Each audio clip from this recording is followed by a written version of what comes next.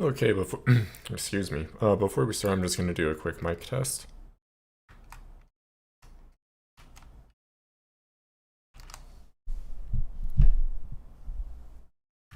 Okay, that's good enough. And transition, there we go.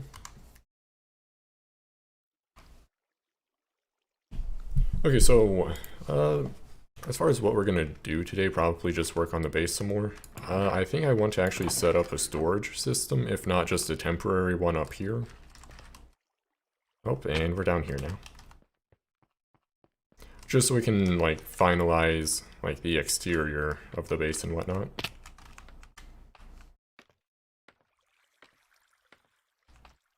I think the levels of everything up here, it's more or less set in stone, so we can literally set it in stone, I suppose. Speaking of which, let's just grab some stone. And just like make a small platform we can then expand. And as we continue working on this, I imagine we'll, like, yeah, I can just add more detail later. I just want to get the general shape planned out for now. Yeah, so if that is at this level, let's clear this out a bit.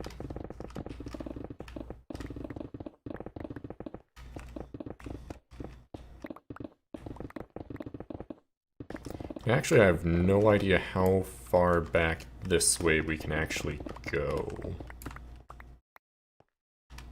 Let's just go to there for now, I suppose. Because I believe this is a, like, boundary or something like that. Like, if I go this way, yeah. Okay, so we'll just use that as a boundary in case we do need to put some stuff in the wall. Well, I guess if that was the case, we would want it to be, like, over here, but it really doesn't matter too much. We're just, like, roughing out a general shape for now.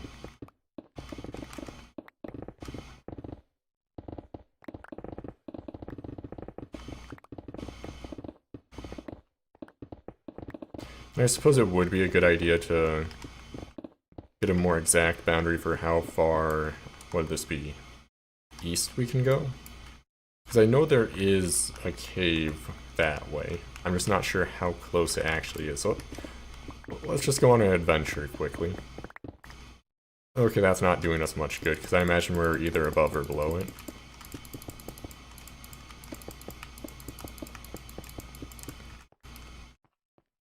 What to do, though? I do want a storage system there. I just don't know how far to this either side. I guess if I have to go to a side, it has to be this way, because there's a cave literally right there. So, let's...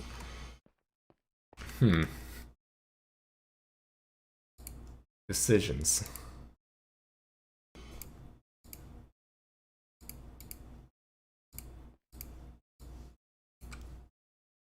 And one second, I'm just opening the stream to make sure the quality is good. Now I just have to wait for the delay to catch up. And also, I don't know how open I want it to be quite yet. So I'm just gonna, like, clear this entire area out, because why not? Okay, the quality looks pretty good. That's a lot of delay. Well, it's probably like the usual 8 seconds or so.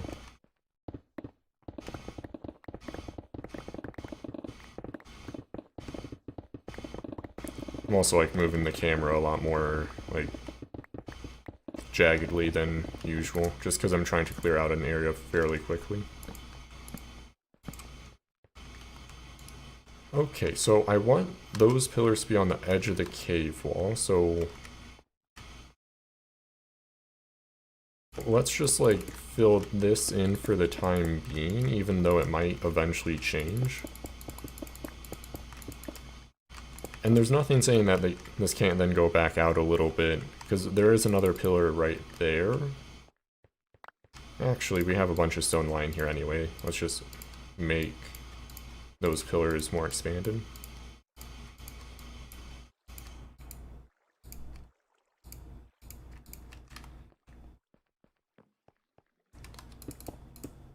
There's no reason not to. Especially because the more we fill out everything, the better like feel we'll have for the base as we keep working on it. Is there a torch in there? No, there was not. Well, let's put something there for now just so we don't end up spawning a creeper somewhere and then forget about the potential of a creeper being there eventually. Okay, and we should just be able to make... Oh, we're gonna mess this up, aren't we? I want to say that's good. Yeah, should be fine.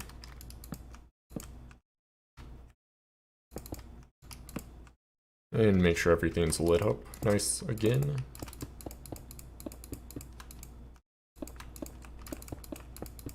And just build this pillar up. Because I think making a skeleton, or a more permanent skeleton like this is going to be better than just putting dirt everywhere. Because we're gonna have to replace the dirt eventually anyway.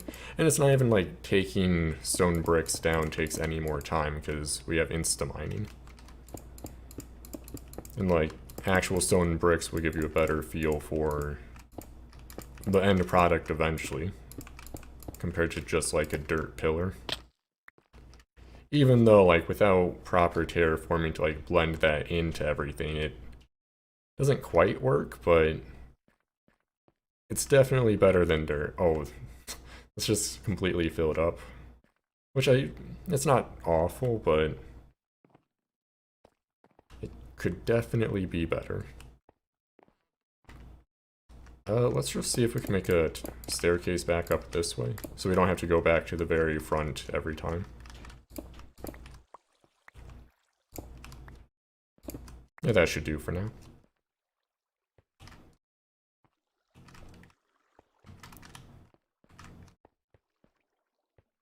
Okay, and yeah, let's make those pillars a little bit taller as well. And there's no reason not to just do this, I suppose.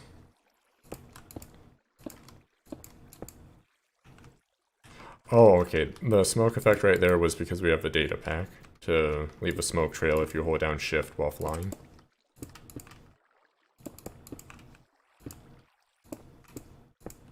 Realize those pillars don't go all the way up to the ceiling, but whatever.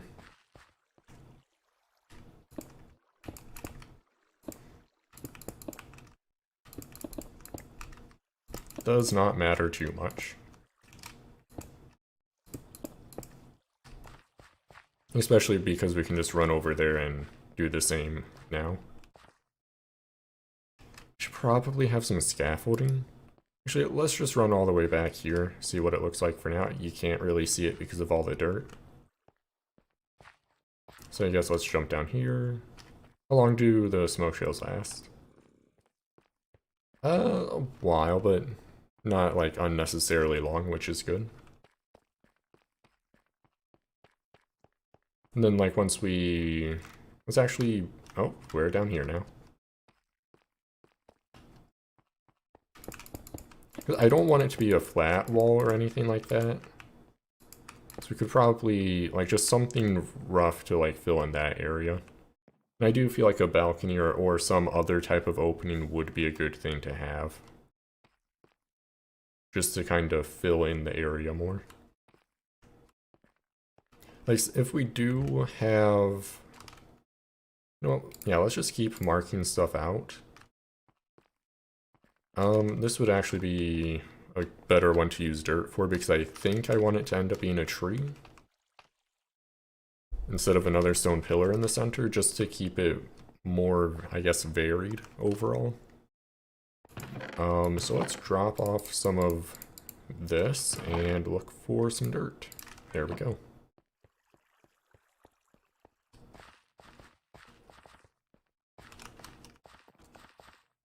Okay, so this should be the center, so let's jump down here, then move back one. How large, okay, if we want elevators or something of the like to be there, we probably, it needs to not be tiny is the interesting thing, but I also don't want it to like cover up the entire like interior of the base, because like if it's a giant tree right there, you're not going to be able to see around it. So like, I guess a bubble column elevator doesn't take up much space at all. It's literally one block to go up and then also down. So maybe... would this be like a... yeah, let's start with that for now. So 3 blocks from the center. And then if it's a tree, it's not going to be like a perfect circle all the way up. This would just be the general shape of it.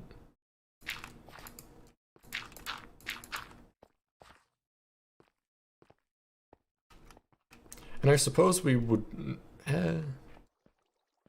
we could potentially get away with just having an up elevator in the center, because you can always just jump down. Because if all the bridges are coming off of the, like, if they're all connecting to it, as long as we don't have... I guess it doesn't even matter if the bridges are, like, horizontally overlapping. Like, you could just go like that and fall back onto it. The only issue with that is it has to assume that anyone entering the base and wants to get around quickly has feather falling, which isn't necessarily a good design decision. So I suppose we should probably have like an up and down elevator for like the vertical transportation part.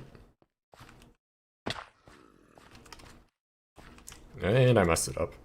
Speaking of vertical transportation, I really should add more, like at least scaffolding for now, because I'm wasting so much time having to go back up and down and whatnot. Do I have any more torch? Oh, I have tons of torches, as it turns out. Do I have any scaffolding? Oh, I have tons of scaffolding. Nice.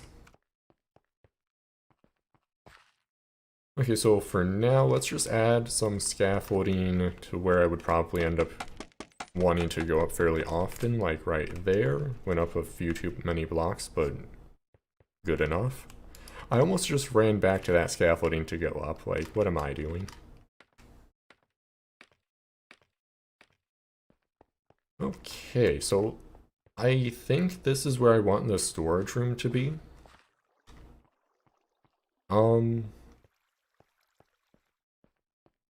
Yeah, because like when I'm thinking of the base, like in a more finalized form, I think the most traveled place should probably be up.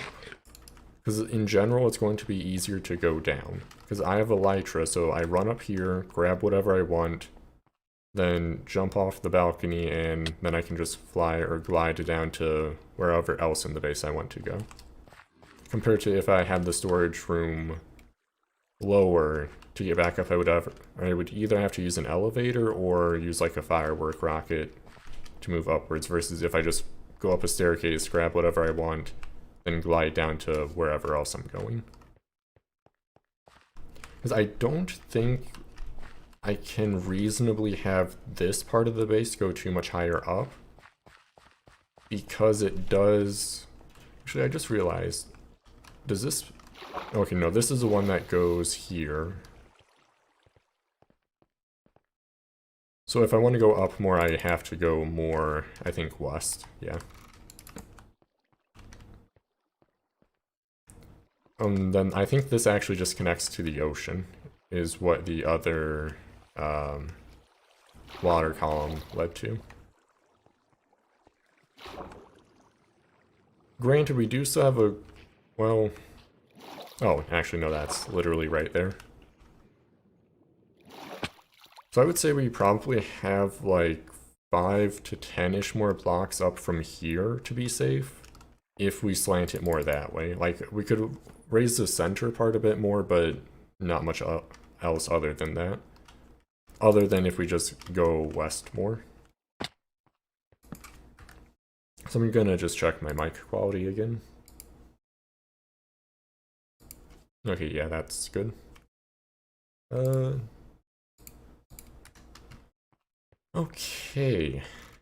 Let's actually take that down just so we're not wasting precious scaffolding. So, oh, that dirt block was to get up to the upper part, which we don't need anymore.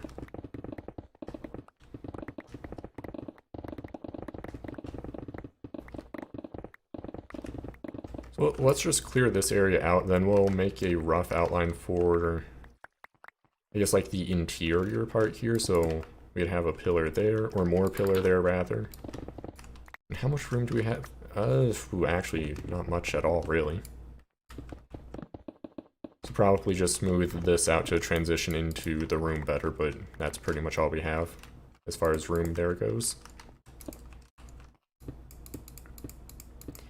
And I do like the idea of having it still be fairly open here, just because the more open the interiors are, the easier it's going to be to like glide in and out of them with the elytra. Whereas if it was like a really short ceiling, it'd be a bit more annoying to navigate.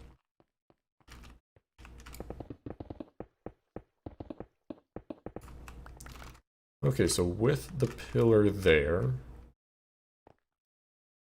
let's actually just like keep getting a rough outline for where the actual cave part will be and put that down so we can pick that up. So we want this to be like probably a water feature or something, so let's just make a rough outline for this connecting to the lower part. This is higher up, so it's fine if it's like further back because I want it to be like a incline or a decline, like a slope or whatever, so it looks more natural instead of just like a random square right there.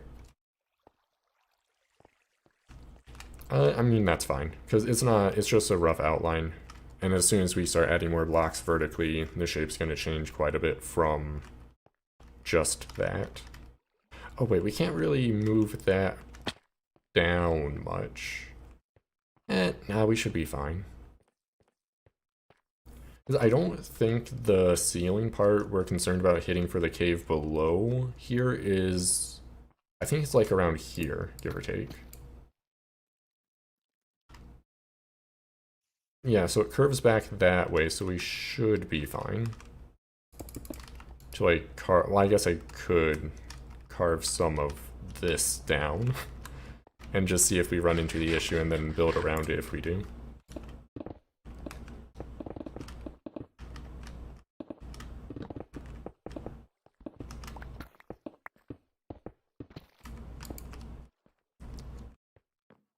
Yeah, something rough like that is perfectly fine for now.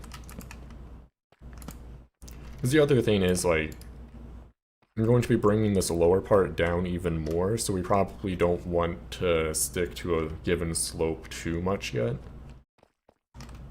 Just because it's going to be changing still. As we go further down, we don't want it to be, like, super narrow at the bottom of it.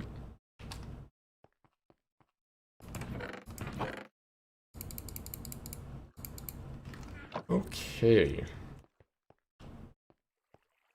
I guess I could clear out that side more, or at least mark out the pillars, so let's actually do that. Yeah, making another dirt, like, angle like that's probably going to be the easiest way to mark it out. Instead of having to, like, cross-ref... Actually, nah, it's going to be easier to do this now that I think about it. So for the outer pillar, we want to be there. Easy game. And then here.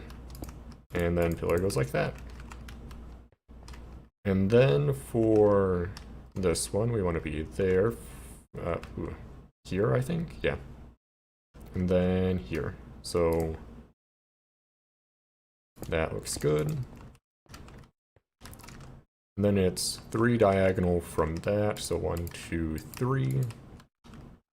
And then... Okay, so that's the outer one. So we want to go like that. And let's make a few more stone bricks and then just build the pillars up for now. It may have been too many. Nah, these pillars have to go all the way up, so that's probably perfectly fine.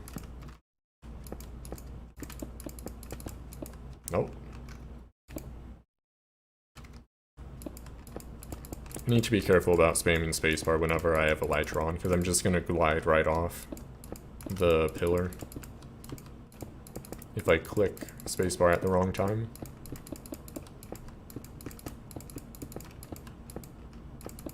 Although it is kind of funny to see a puff of smoke every time I do press spacebar too quickly.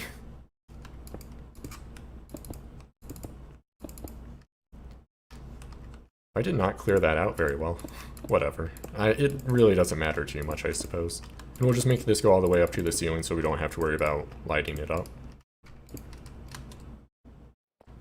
And avoid fall damage because of Elytra. But I do like how at least the overall idea of the base is coming together so far. Even though we do have a lot of digging out and whatnot to do still. And I'm sure like I'll probably end up altering these pillars quite a bit as we build the rest of it.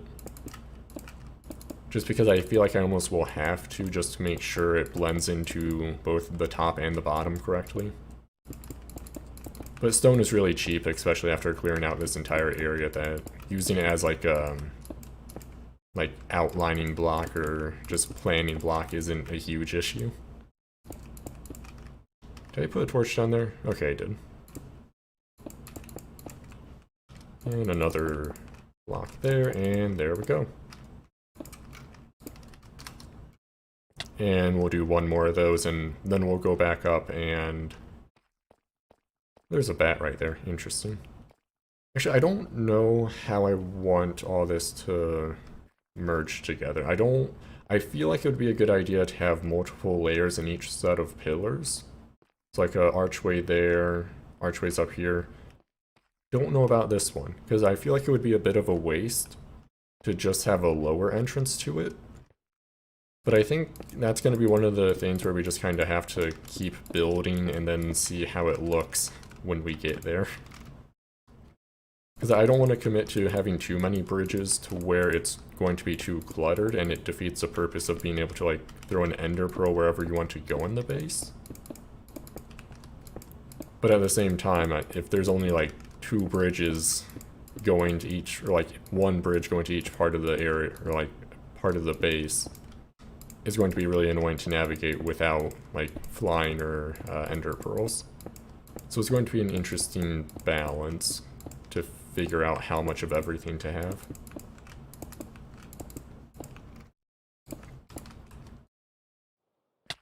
Nope, did not quite fall down gracefully enough. Actually, I suppose I probably should have put some torches up there, because you can't see anything. Whoops.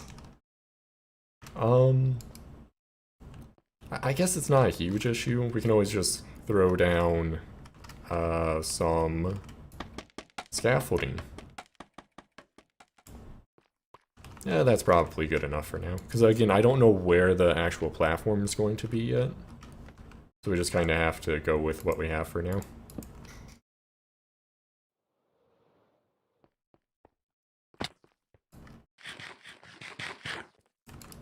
Actually, let's make another ring at the top there, just to have the general shape better marked out. Though I feel like that might be a little bit too large for the upper part. Oh, we have slime spawning inside our storage system. Oh no. I suppose that might be good to test out different, like slime filtering systems, like if that idea even works, which I think it should.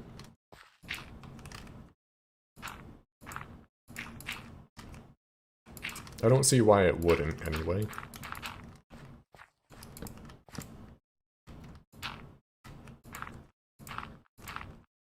Oh, that went the wrong way.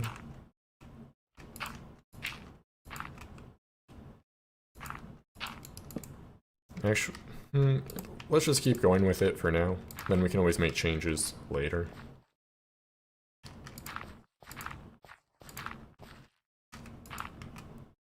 I feel like a different circle style would probably end up working better, now that I think about it.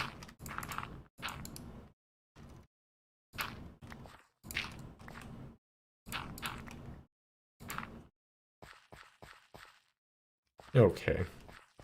And then I just have that being level for now because we don't have the space to have it go up more. Well, I guess there's really nothing stopping us from breaking into the cave above us, I suppose. but I feel like it would be better to not.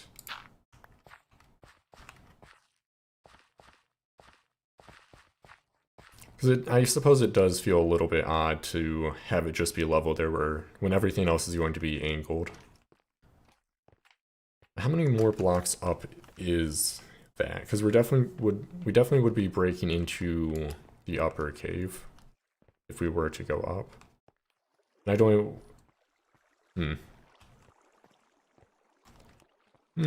Decisions. I suppose instead of having up going on one side, we could go up diagonally, because we do have room to go up on this side. And then we can be going down on this diagonal. Which... yeah, I think that should work, although it wouldn't make sense to have...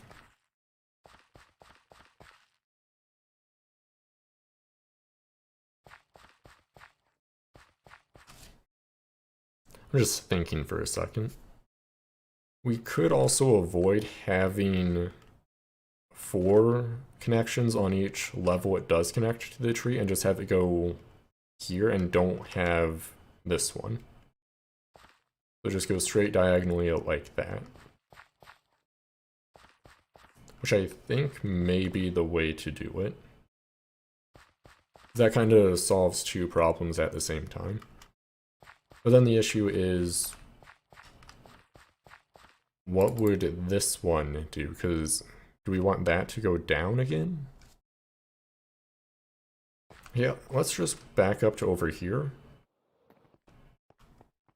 So we have one going down there, one going up here. Actually, I suppose that's fine. We'll just have to clear out more area going downwards for that type of connection to actually make sense, I suppose. The only... oh, never mind, we can't go down too much in that direction. And we can't go down too much because we have the cave there. Actually, I'm gonna go refresh my memory on how this cave is shaped. Because it may just go far enough away to where it won't be an issue, but... okay, what... doesn't really leave much until, like, minus 327. And even then, like, it immediately goes back that way, so it's really not much room to work with. Well, I'll just go back up to see how that actually, I guess, compares to where we would be going down in the base.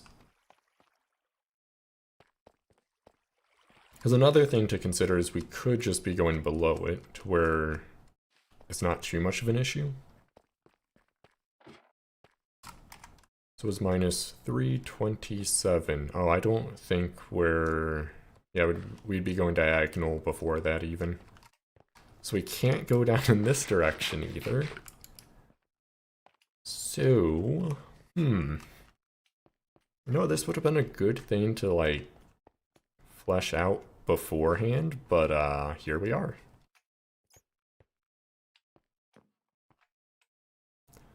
Like, the main, I guess, like, planning issue I'm having right now is it wouldn't make sense to have, like, a diagonal bridge going into it, then a diagonal bridge, like, why would we go up to it to just go back down on this side? And why would we go down here to go back up? I suppose it would look cooler than straight bridges, but... or more like level bridges, rather, but still.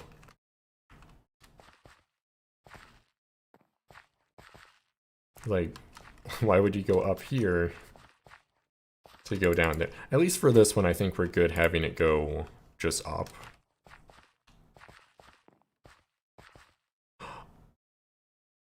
Okay, no, I think I just figured it out. So we'll have this loop all the way around to here, and then the bridge from here goes down, Oh. That was close, though. How do we want to do this?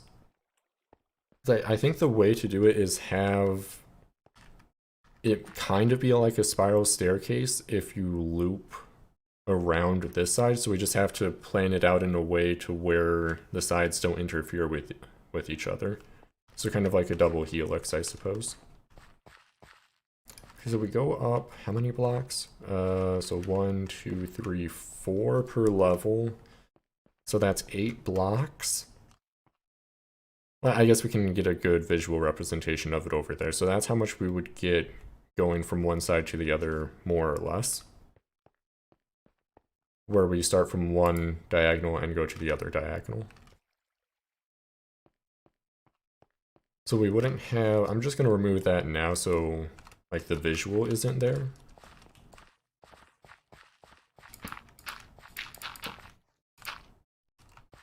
And then I'll make another platform at the same height over on this side. And I'm just going to like temporarily take this out. And make sure I don't let water go everywhere because that would be a mess to clean up. And where's some stone to just fill in the actual like platform part of it.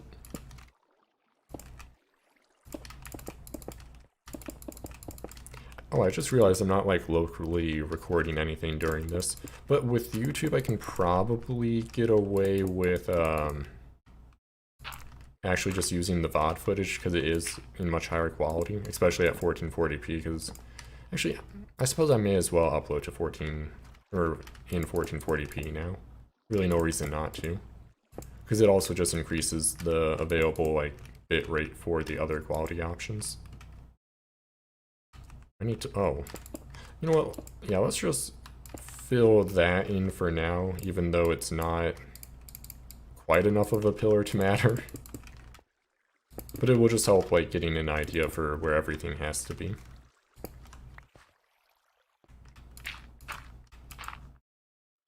Is that right? Okay, it is. And then let's just plan, oh actually I think it will be a little bit different because we're going down. So the blocks I just added need to be one lower.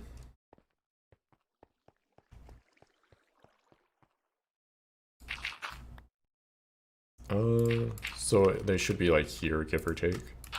And that's just because there would be a slab on top of them for the like actual bridge part of it.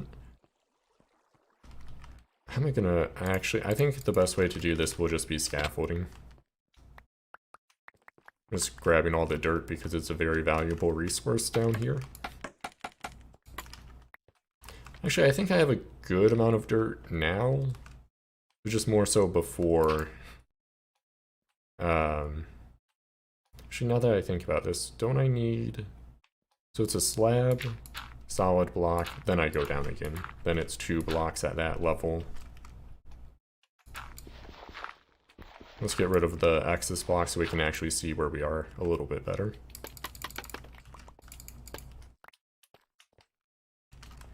Then we have to get to the center again. That's 2 blocks, so we go down 1. And then down again. And then that goes over, but we gotta move it over again.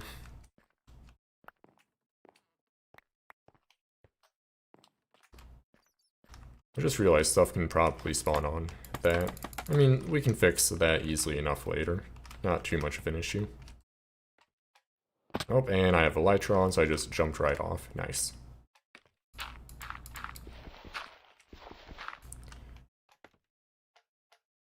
I can't tell if that's connected yet or not. Let's just do one more down.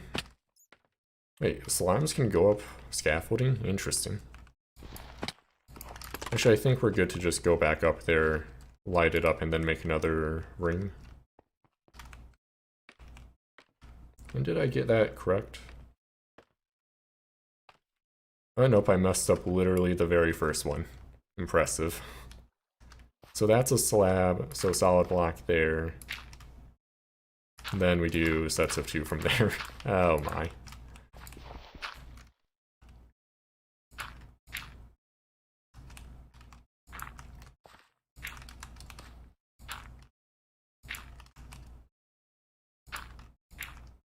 Okay, I think that should be good.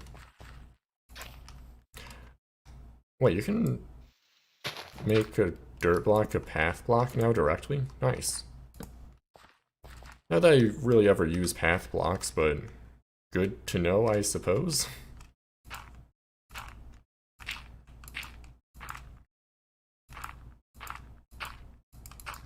And I'm just making a ring right now to get a sense for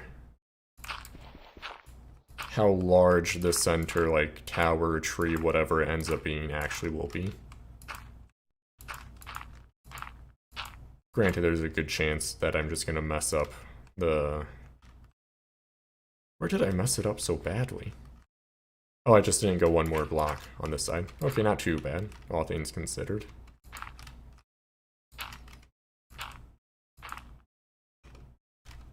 Oh, and we're out of dirt.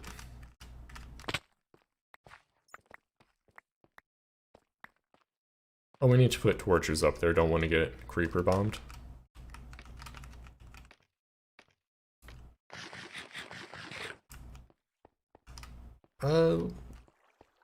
Also looking at the heights for all the, like, sub-floors, I think this should end up working fairly well.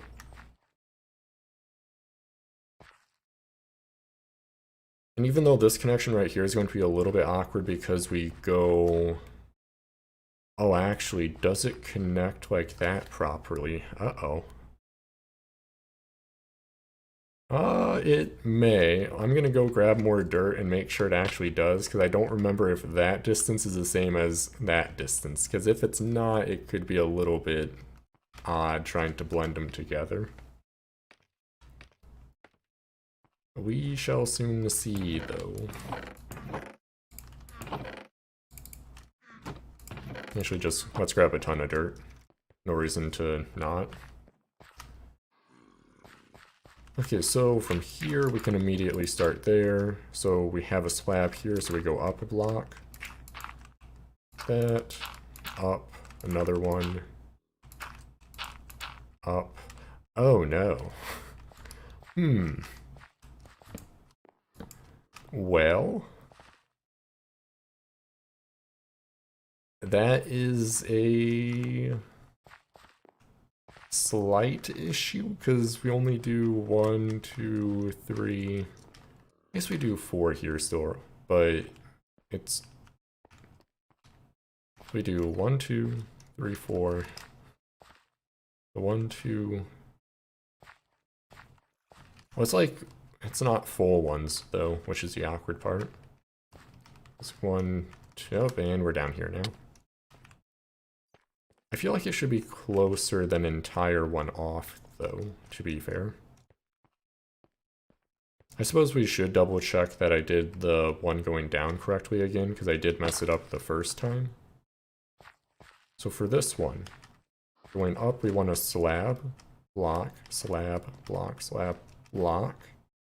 But then we're quite a ways away. Actually... Oh. I just made this entire ring 1 block too low. Whoops. Because we don't want it to be another drop into it, we want it to be level here, so I think we're good. So I'm just gonna build this up and then finish off the other part. And light it up. Then remove the excess dirt so we don't fill it up too much.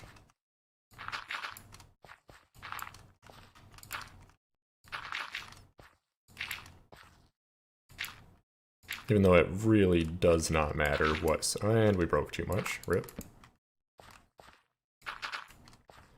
And now from here, we do another block at that level, and then we go up 1 more, and then we're connected to the center. That's much, much better.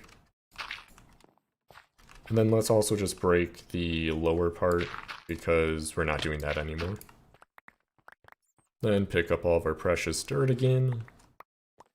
Even though, I mean, I don't think I have quite enough dirt to like use it fully as a waste block yet.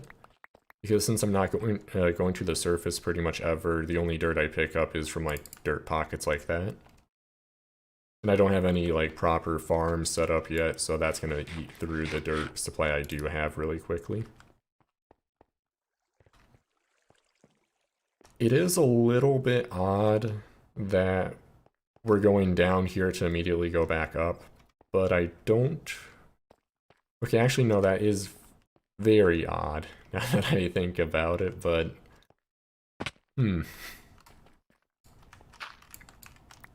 Don't know what else we can really do about it.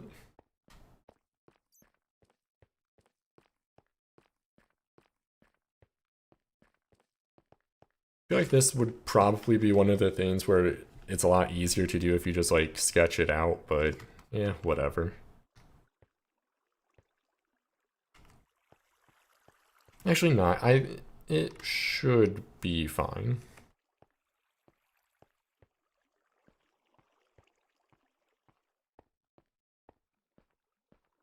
Because like we need to offset it one way or another anyway, just because if we don't offset it, it would be overlapping quite a bit.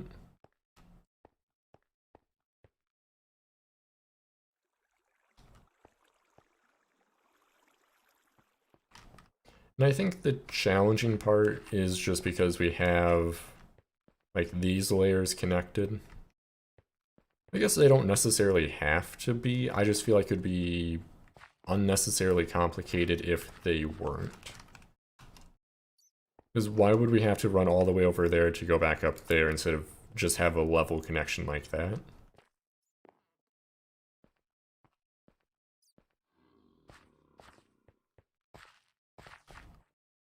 Because now the thing to consider is what do we do for the other side of this layer? And how do we want that to connect?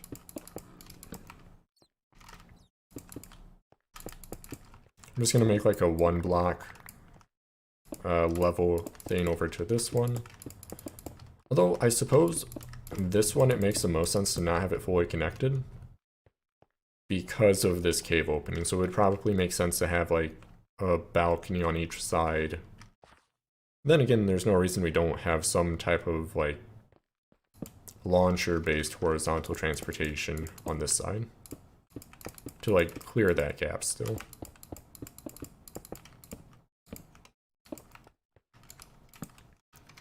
That is something we could do to solve that issue, like quite easily actually.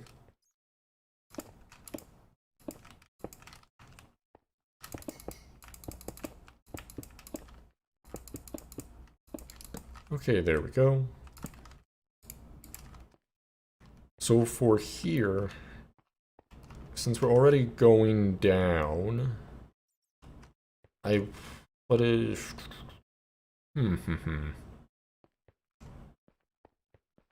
Why is this so complicated?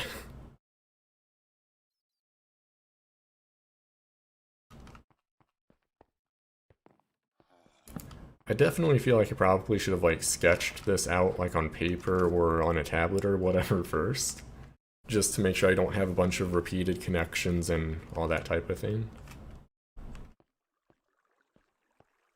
Okay.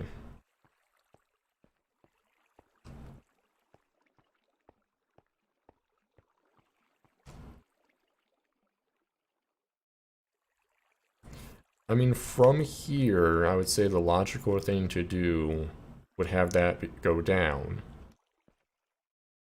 But we can't go down again over here. So that's kind of like the issue I'm having right now. And there's a cave behind that cobblestone, so that's why going down that way doesn't make too much sense either.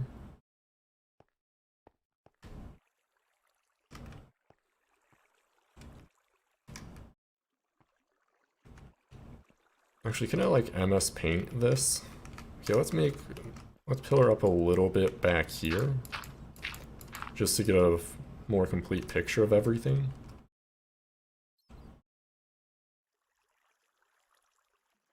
And F2, there we go.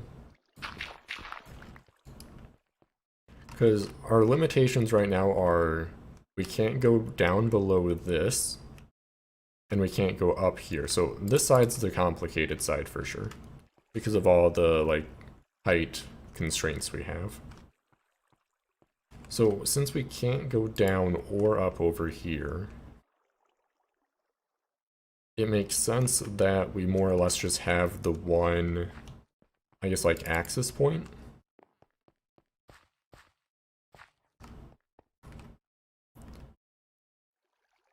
Actually, what height? Since it is 8 blocks between layers, we could probably get away with... Yeah, let's just see what that could potentially look like. So we're looking at this block right now. So we'd want... Yeah, that looks right.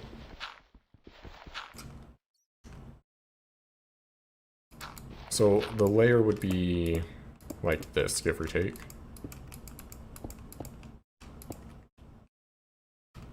And I'm just going to make a staircase up for now.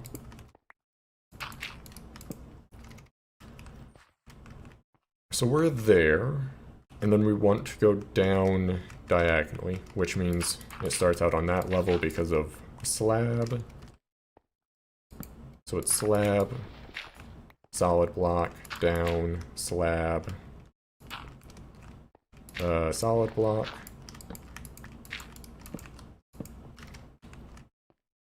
Okay, so yeah, I think that should be good because that's plenty of room. Because I want it to be fairly open, but not just wasting space. Because I do want it to be a fairly complicated base still. So we have to go out one more.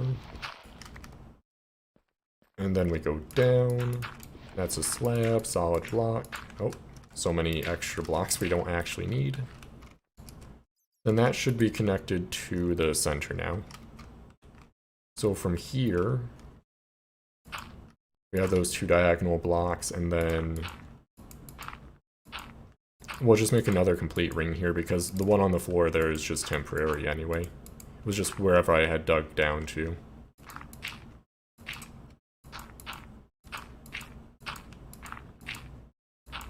And like, again, this ring is more of just a rough outline of everything.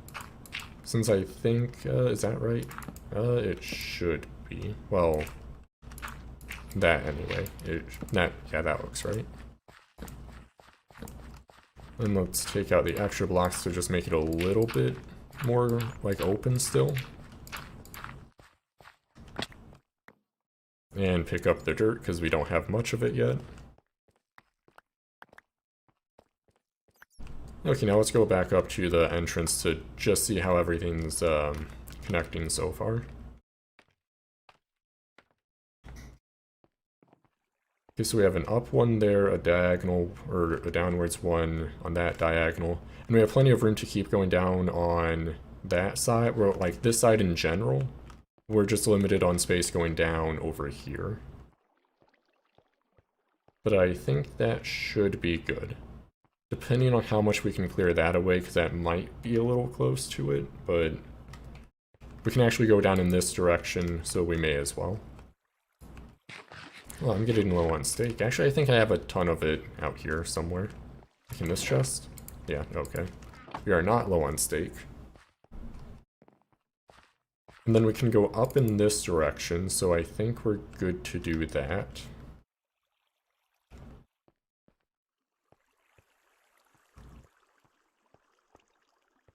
Okay, now the conundrum I'm having is... This would be the only pillar that has, like, it doubled up in a sense. Because that'd be going down and up at the same time. So I'm not sure if we want to...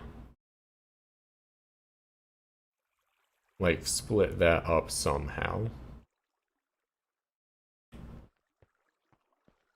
Because if we...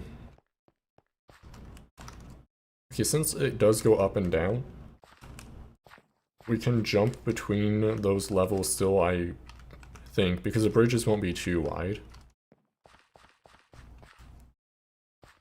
Then that goes up. Actually, let's just make it go up here just so we have a more complete, I guess, like, picture. Do I have any bridge leaving it going up, though? Leaving the center, that is?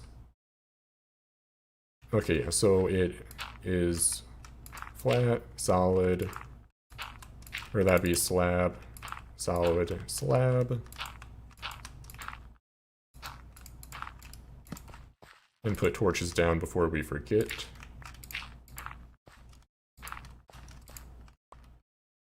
Okay, and then I think one more set and then that should be good. To where then we have the diagonals like that.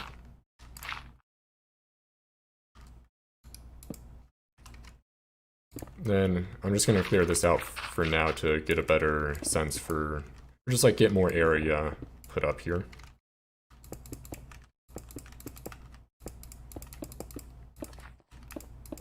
And then I'll clear out the rest later, because it doesn't matter. It's not the important part we're working on for now.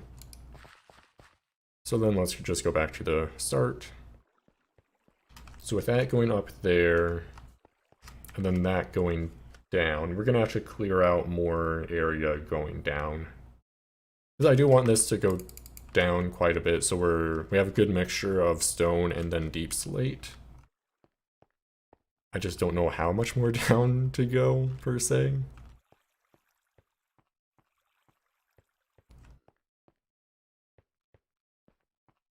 The thing is, well, I suppose if we go down far enough, we could potentially...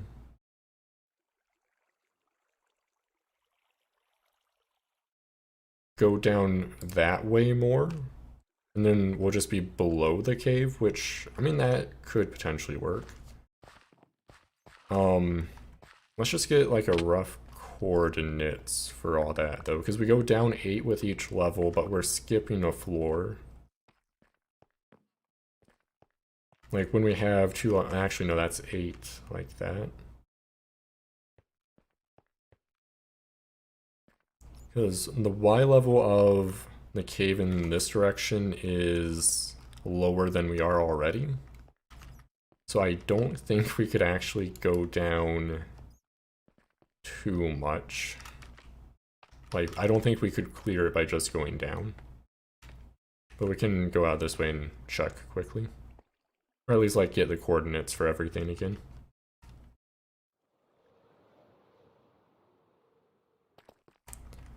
Oh, yeah, it's at minus 16.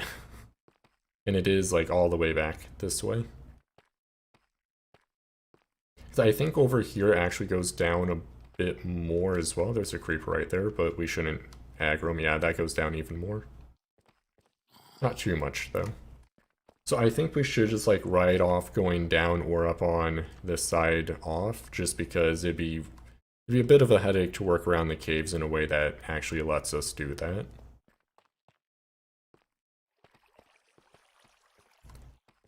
Which then brings us back to our issue with all the bridges being kind of uneven, but I suppose it doesn't matter too much.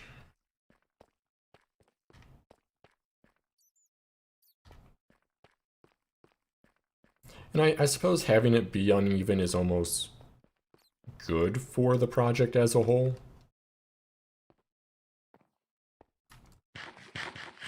I could go over, well, I think it would overall be better to have a bridge connecting at every, like, bridge spot. Instead of having, oh, I broke the scaffolding, rip. Instead of having, like, random empty ones. Well, actually, let's actually break this open, just so we have a way to get up between the different floors quickly. placing scaffolding is a bit of a pain, but not too bad.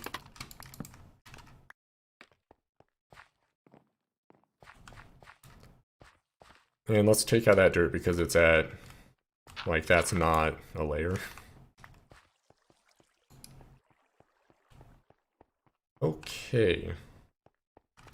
What's that dirt there for? Probably just like a stepping stone that I since took out the layer it stepped to. So we want that to connect somehow. And then we'll have...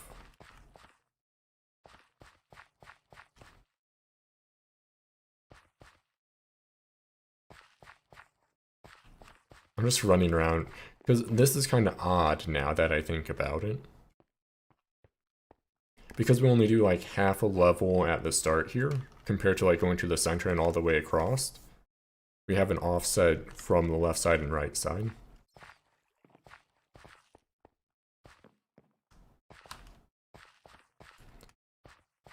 To where, no, okay, it lines up well when you go all the way across, but in order to connect it,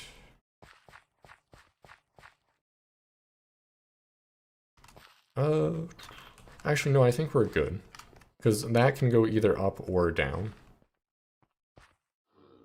Which in this case, I think we want that one to go down. And then over here, that's going... Okay, yeah, I think we have it figured out. Or at least enough of it anyway to where we should just go with it. Okay, so that's solid block, slab, then two more. Two more. And then that's fine because this is a slab layer to connect to the end part. Then take out the placeholders, and that should be good.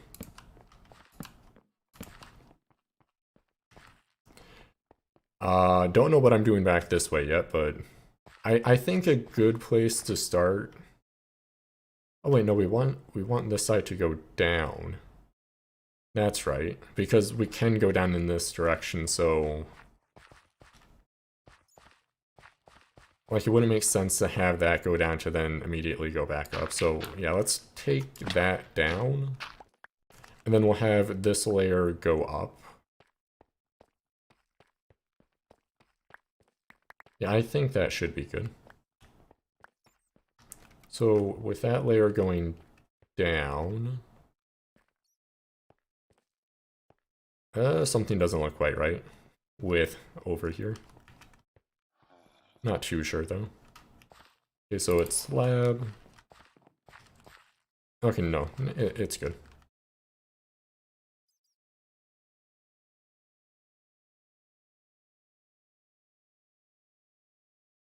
Yeah, I'm just having like a brain fart right now.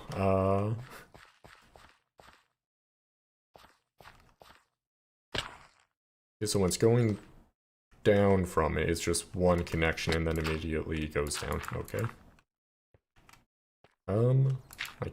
Like that.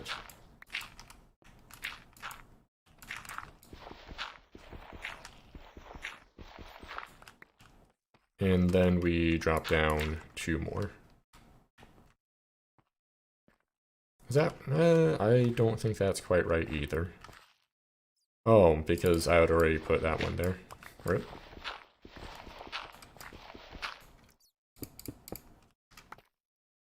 It's actually really odd that the layers work out like that.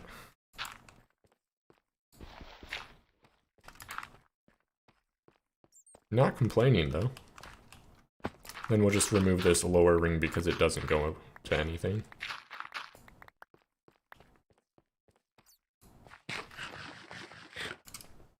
Okay, so from here we can go all the way up. Actually, I think I'm going to remove the extra space in blocks just because it does make it a little bit, like heavier than it has to be, I suppose. And let's remove those blocks up there because we aren't going to be going down on that level. If anything, we'll be going up. But I'm not sure if we want to do that quite yet.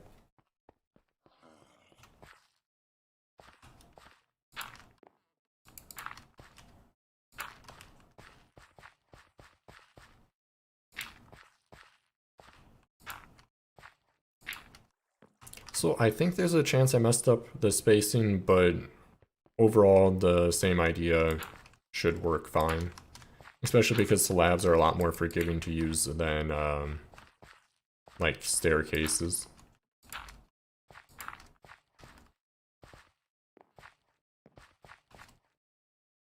And let's just finish that off quickly. Okay, that should be good. So up, up, and then down. So I think here... what's all unconnected still? Because we're not going to have an upper layer there.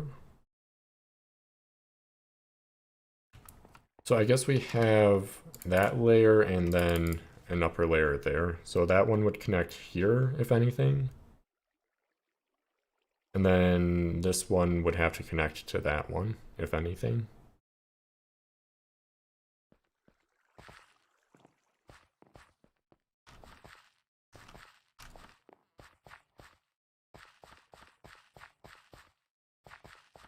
So we have diagonal. Honestly, it's probably fine as is. Because I feel like if we connect too much more, it just kind of becomes too much in a sense.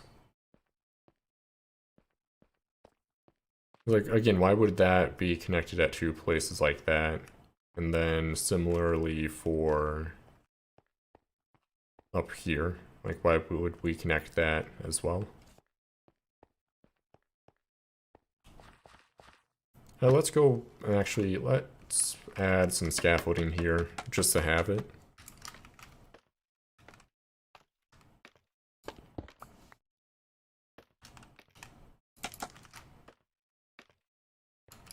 Okay, so with it like that, I mean, I suppose having it double connected on that side's fine because this will be the more complicated side to where there's a lot more going on. Because we can't go down there or up there, so we just don't need as many connections. So it should be fine to just connect where we can. That will make getting around the base a lot easier as well. Okay, so then for this side, I think, yeah, starts out with a slab so we can go up immediately.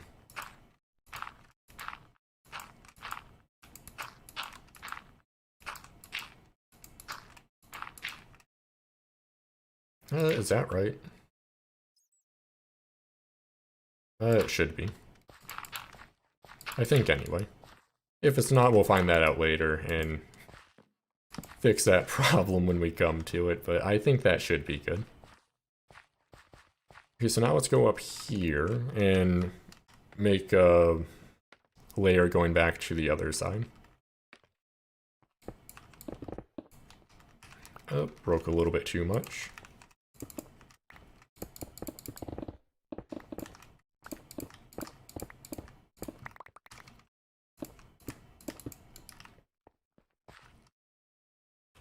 And because we are connecting it to the cave this way, I do think I'll want to open this up a little bit. Or it will be fine to have an arch at this level, because that'll be like a bridge, more or less, going above the cave entranceway. Or something like that. We'll figure it all out later. But for now, we'll just do, like, a path back this way, just like a 1 block wide one. Because we don't need anything too fancy yet.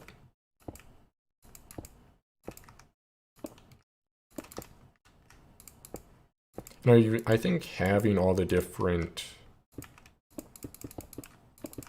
like, levels, like at least like roughed out like this, is going to help the future planning quite a bit.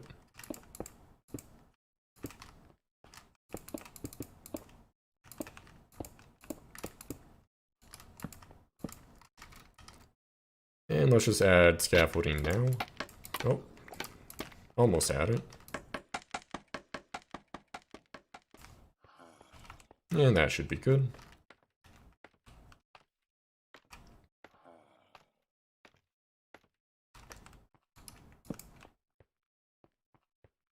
And then we'll just make another platform, or like dirt staircase going up. And we're down. But we can run up here, and then run back around, and then we're back to the same spot.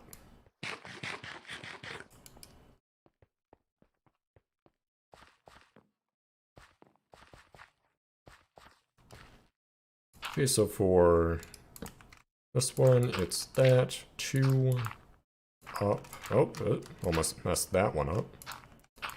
2, and then up.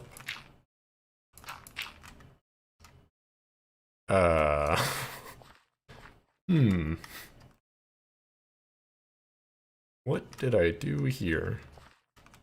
So we go up. 2, yep, up. What? Oh, okay. I'm just gonna break all this, because it's wrong. Or it may be. So that's a solid block, then we have the slab, and then we go up.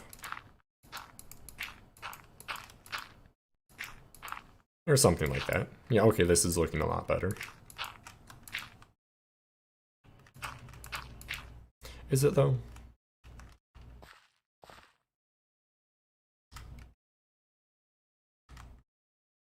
I don't think that's quite correct yet. Because, like, slab should be there, and then it's level on this level. Do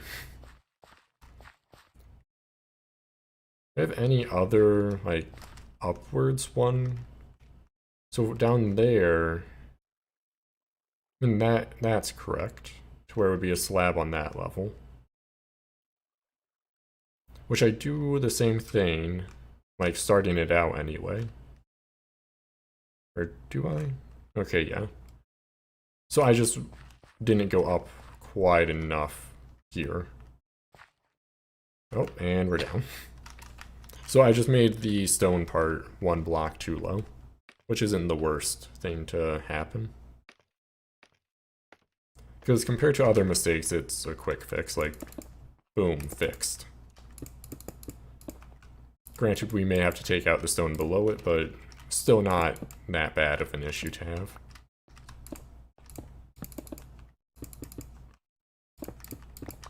Nope, and gravel.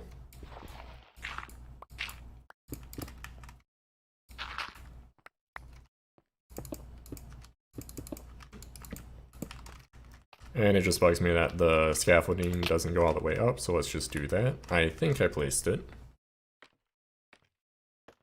Let's head back up and check. Okay, yeah, we're good. And we'll just take that out as well. It's gonna look a little bit odd, but it should be fine still.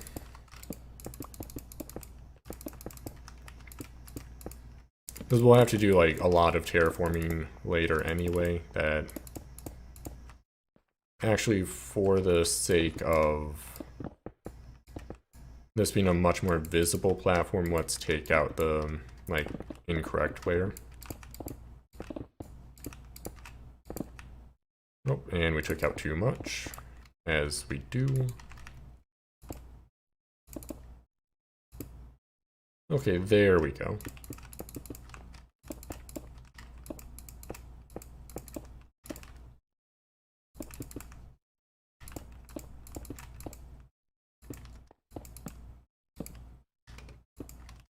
Rip that stone.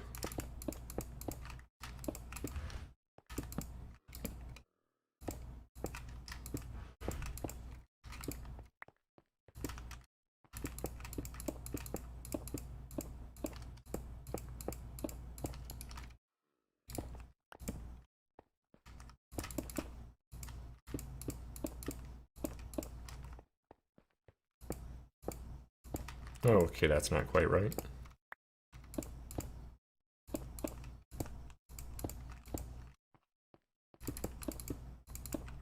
We need to go back and light that area over there up.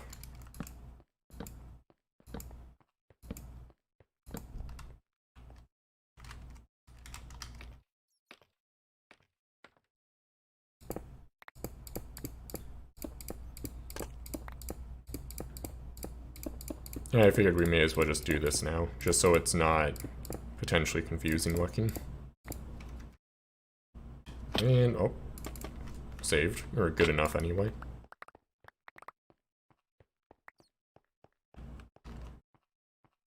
Okay, let's go back to the first platform to just like take in what mess we've done so far.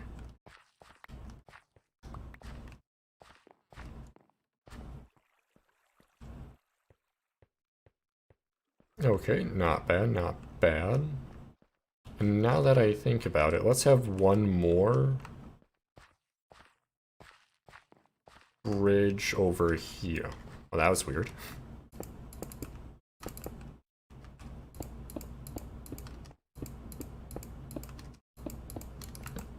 Because we have enough room to have a layer here because this cave doesn't really go anywhere. So I don't mind building into it.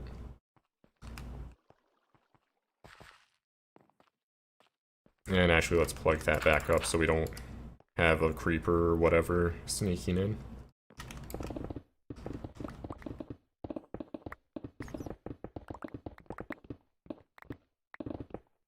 Okay, and then from here, let's make sure it's all lit up properly. We go down diagonal again. I'm just gonna make a vertical one from down here, which means we start like that, we go out again, then we go up. Nope, not quite. There we go.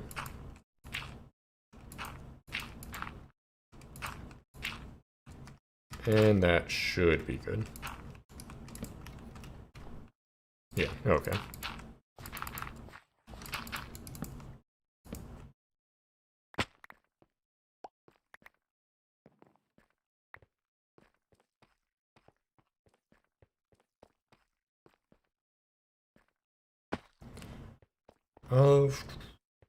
Yeah, I think it'd be good to have this go down. I have like another one going down anyway. Which means we want it to be like that. There's slabs right there, and then it immediately starts at 2. Okay.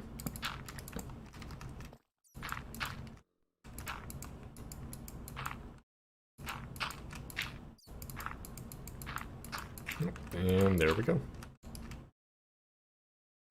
Yeah, that should be good. Well, I've been forgetting to take out all the waste blocks. Whoops. Let's go back through and do that just so it's a little bit more cleaned up, I guess. Is that one? Okay, it is. Which means I think... Okay, that one is as well. And then that one. Is that good? Oh, not quite.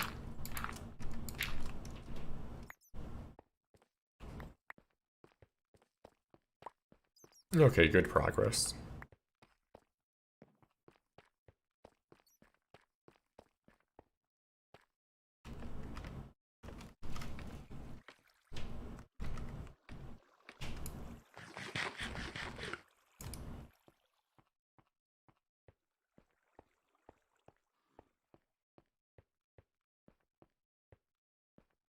It does look a little bit odd with that being so I guess connected compared to the other layers. Because we have...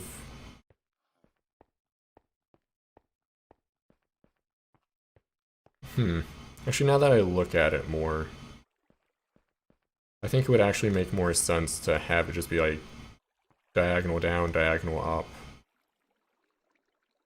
and then diagonal up.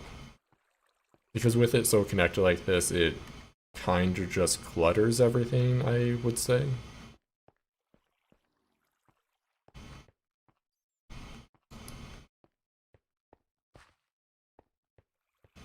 I guess it's not too bad, though. Like, how does it look if, like, as we actually walk around it? So from here, there's a gap because it can't, like, this has nowhere to connect to.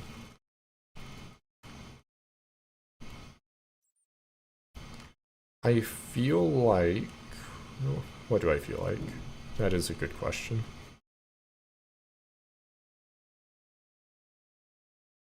It would almost make more sense for this one to go up.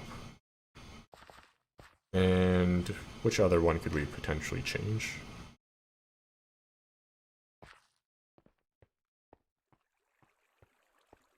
Yeah, I don't think I like having it doubled up going fully across like that.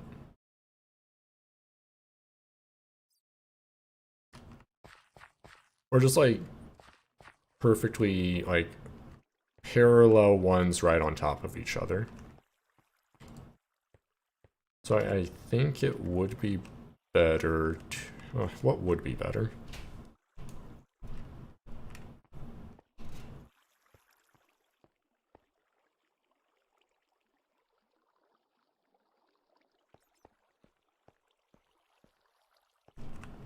Because I'm also trying to think about it in terms of what loops we have already. So right now, this layer is looped together, but it doesn't really go anywhere else, is the thing. Well, actually, that is a potential issue. Because we have that loop and then we go up to that level, but we don't really have a good way to get to the lower level. Actually, yeah, nothing actually goes down to that one, which is interesting. Actually, no, that just goes back down here. So I think, at the very least, this one should go down instead of up.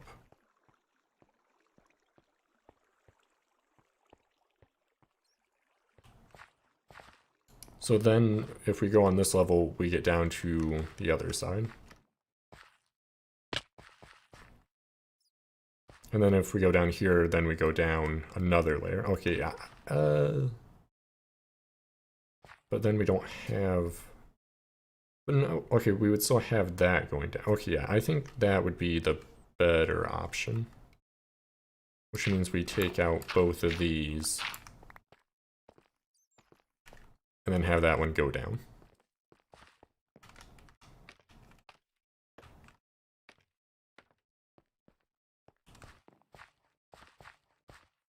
And then this one would just kind of be open, I think.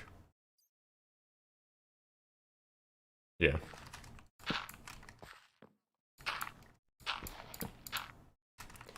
And then to go down, we just go to the center and go up, because it's a bit easier to actually build it that way. Then to go up, we go one over, and then up one.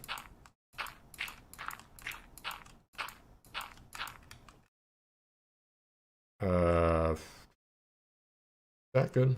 Okay, that is good.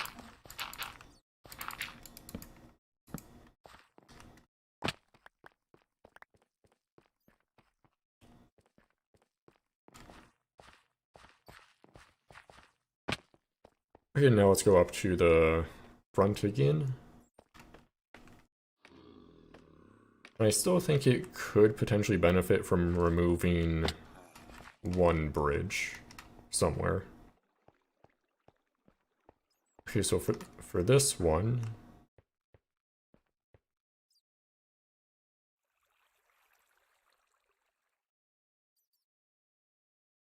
I think we would want to remove that bridge. Because it's redundant.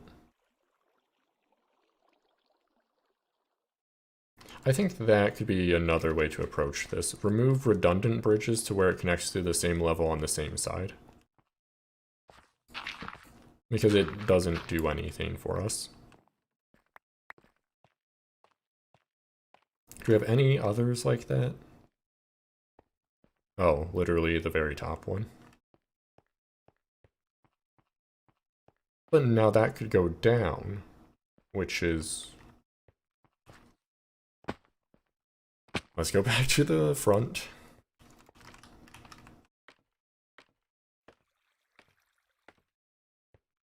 Okay, so the mid layer only has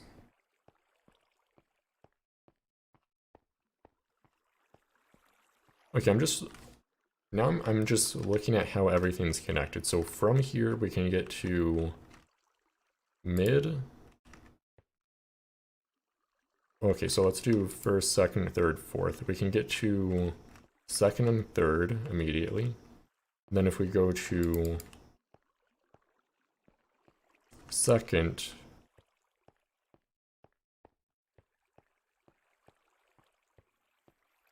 we don't have... Actually, how many layers do we have? We have one, two... No, those are the same, never mind. We don't have a good way to get to left second.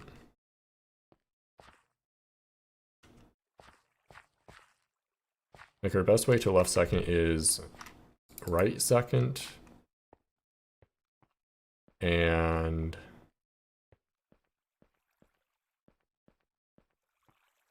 end of right second, down, then back up, which isn't great. We could have like an elevator in the edge as well, but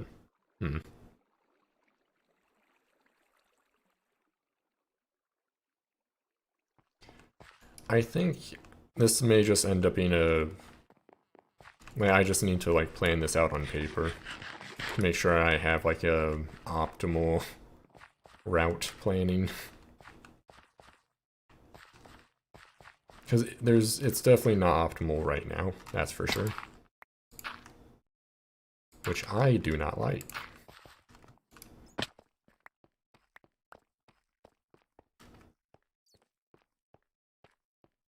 Because the main things I want to avoid are redundant ones where you just go down to a layer to immediately go back up on the same level, because that will already be connected.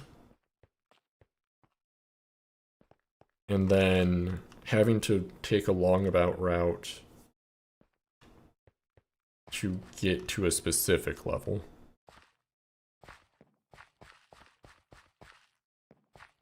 Like, okay, let's start from the very bottom. We only have one connection to the very bottom. And what do we all have to do to get to the top? The fastest route to the top...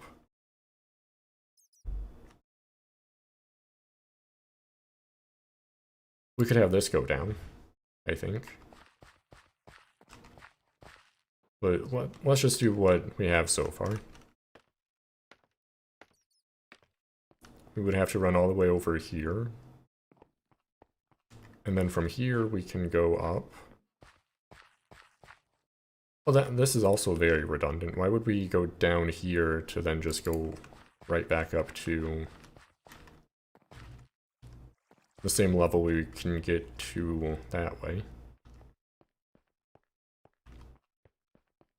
And then we have to go over here. Well, I suppose having large loops like that isn't necessarily a bad thing. I just feel like it could be better if done differently.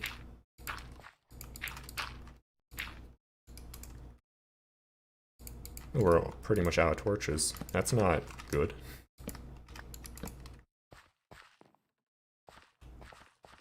Well, let's just grab a few more. No reason to run out of them whenever you have several stacks of them.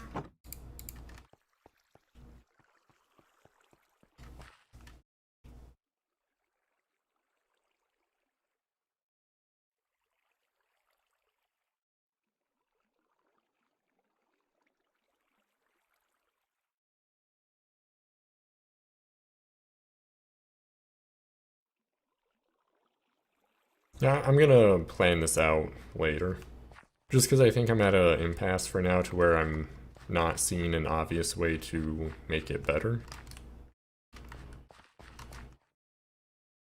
I think the way to do it will be focused on like a spiral pattern for each level. So like over here, it doesn't make sense. Yeah, I think that might be what's messing us up. It doesn't make sense to go up there. Actually, no it does, because we go up all the way over there, and that's a good spiral. Then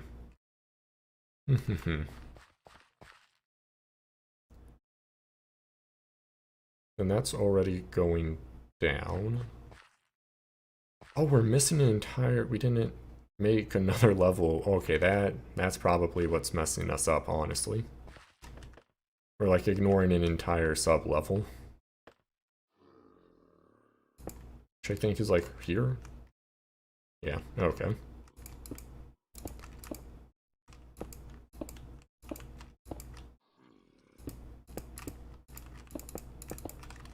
This should help quite a bit.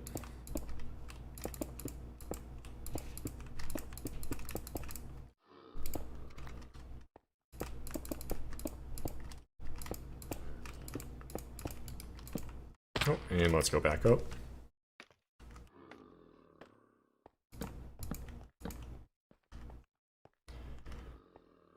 Okay, oh, okay, that's probably why we never made this sub-level. It doesn't properly connect to anything. And I'm gonna be removing this stone later just because I want, like, this cave to be open, but we can just put it in place for now to move around a little bit more easily.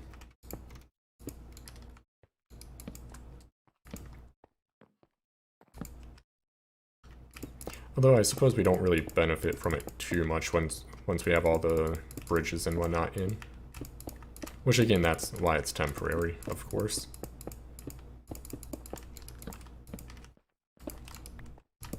Like, if we benefited a ton from having it there, why not just make it permanent?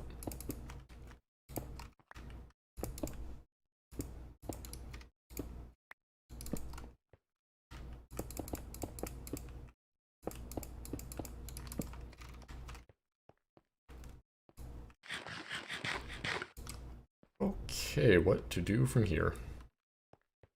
Because that's the other... Actually, you know what? Let's remove that now, just so we remember we can't... Actually, no, we could potentially just have, like something, like a slime launcher or something to launch us over the gap. So we shouldn't, rule out having this horizontal transportation there.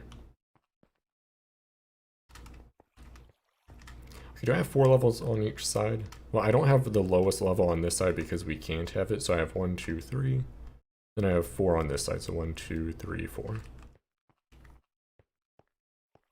But I have no way, like right now I have no way to connect to right 4. But that would potentially be a good way to do it.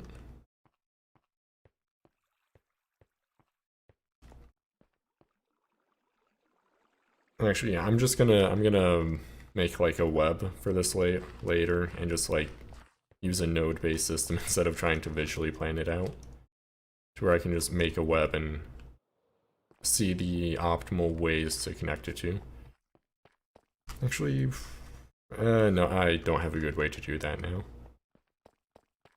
Like, that would be more of a hand, well, I could do it like fully digitally with a mouse, but that sounds like a pain. To like have like faded lines for the potential connections and then solid lines for the like solidified connections. And then it gets more complicated because we'll probably end up going down another level or so. Actually, I think for the like deep slate levels, we'd be fine to not have the same type of bridge system. Just because I feel like if we keep it up too much, it gets kind of repetitive. And I think this type of base would benefit more from more variation. And speaking of that, I kind of want to, let's just dig down, I guess it would be 4 blocks in total. Oh no, it's 5. Well, let's just do 3 at a time. And before we start digging, I should probably dump out my inventory.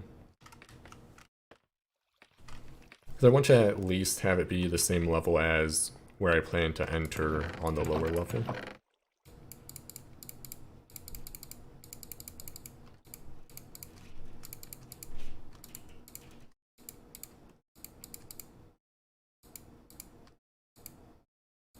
That's a bit of a mess, but whatever.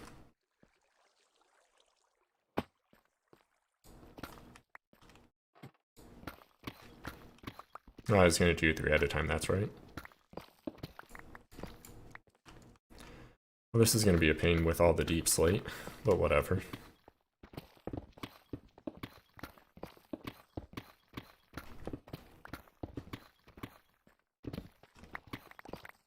I think I'll leave the edges fairly rough for the time being, just to like start having more of a natural cave feeling to, instead of the very square, like, cleared area we had earlier.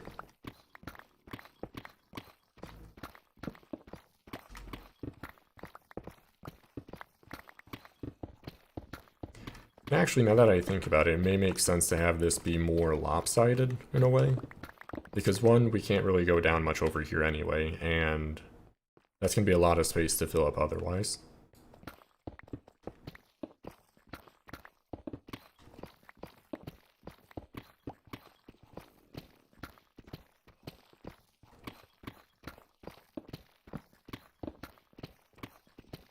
I really wish you could insta-mine Deep Slate. You would think Haste 2 on a Netherite pickaxe would do it, but it doesn't. But that may all change by the time 1.18 is actually like an update. Hard to say though.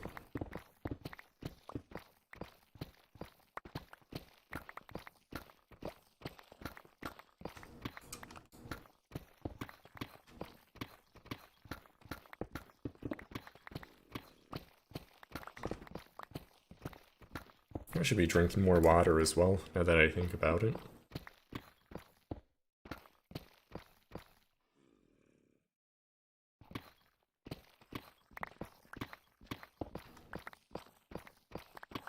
Actually, I think I want to expand, like, the base part of the cave more this way. So let's, like, kind of make that more clear by actually digging out the sides a bit more. And just throw down a layer of temporary torches to make sure stuff doesn't spawn on us.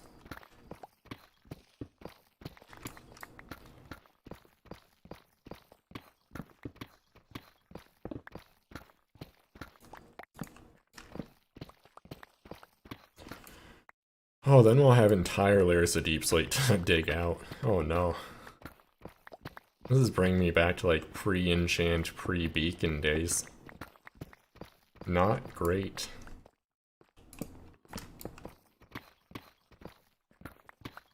I'm pretty sure Deep Slate, yeah, since it's slower to mine, it would also be more resistant to TNT. So like a quarry type system wouldn't really be that good of an option to clear it out either.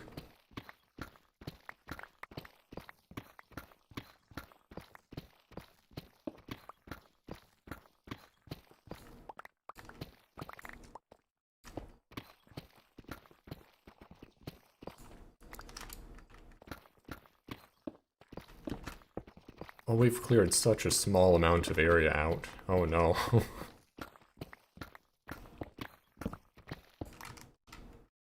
And our beacon's right down there. Well, right down there is not, like, important, because the beacon placement isn't permanent or anything, or really even important. And we killed a wither down there earlier. So that's just what that random tunnel is.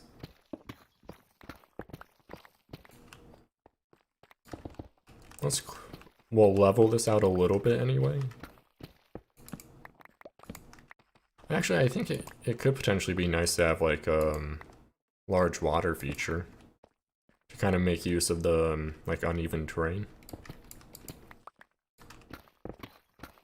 Would probably make more sense than just having to be like a random cave. Oh, granted, like the entire base is a random cave to be fair, but actually make you like do something with the space instead of just have more rock.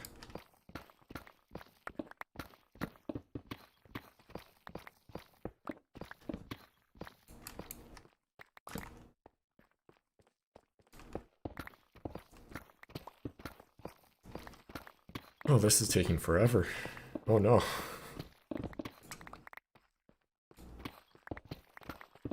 Then again, probably should have expected needing to do a ton of digging when the entire idea of the season is to be underground.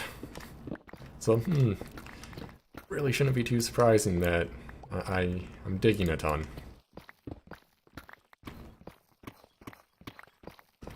Actually, it looks like we'll probably need to repair my pickaxe pretty soon. Nah, I can just use the fortune one for a bit. if it comes to that anyway.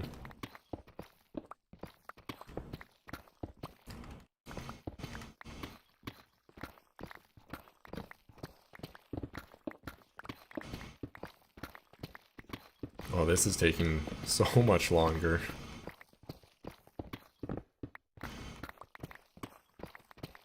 You really take Instamine for granted once you just use it for a while. Then you have to go back to this. Feels bad.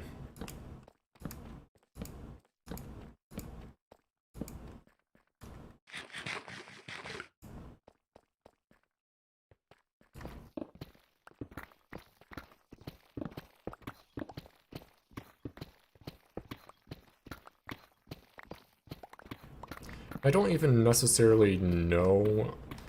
Yeah, I don't think I want a 5th layer, because that'd be 8 more blocks down from here.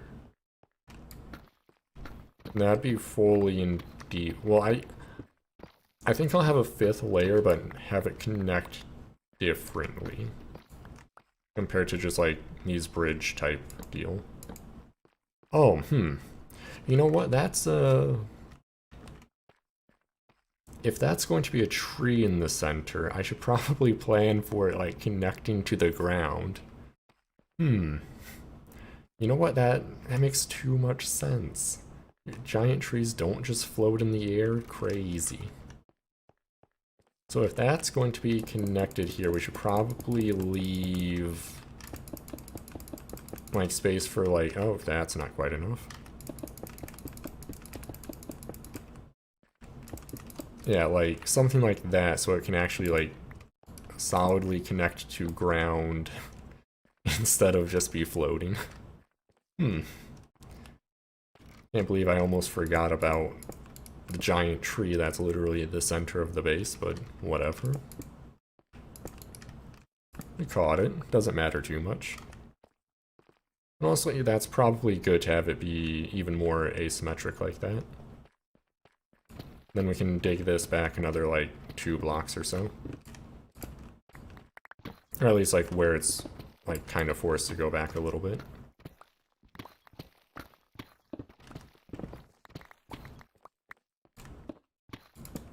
Then we can even have, like, a small overhang or something like that. Okay. That was a waste of a stake right there, but, whatever. I think I want this to go down 2 more blocks, and then over there probably 1 more block. So let's just do another 1 block layer for now, and we'll just kind of go from there.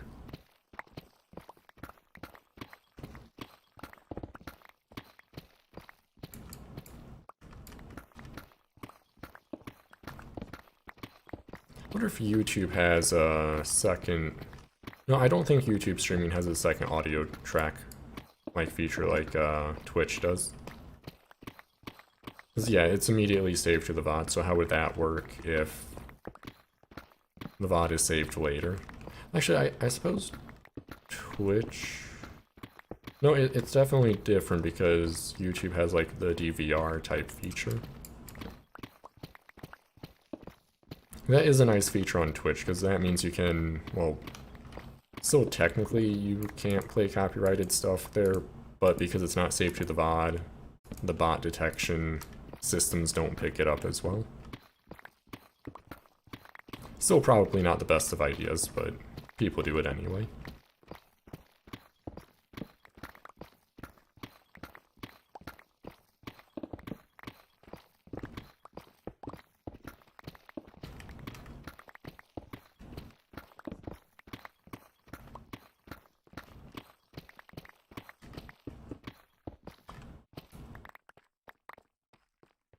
Okay, so that was 1 more. And actually we can probably trim that back a bit. Like, yeah, that should be fine.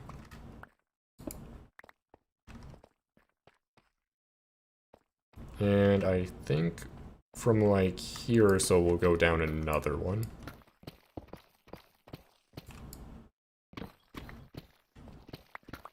And that should be good. And again, this is just like a very rough outlining of the terraforming that we will end up doing eventually. Just to get a better idea of the depth we're actually working with.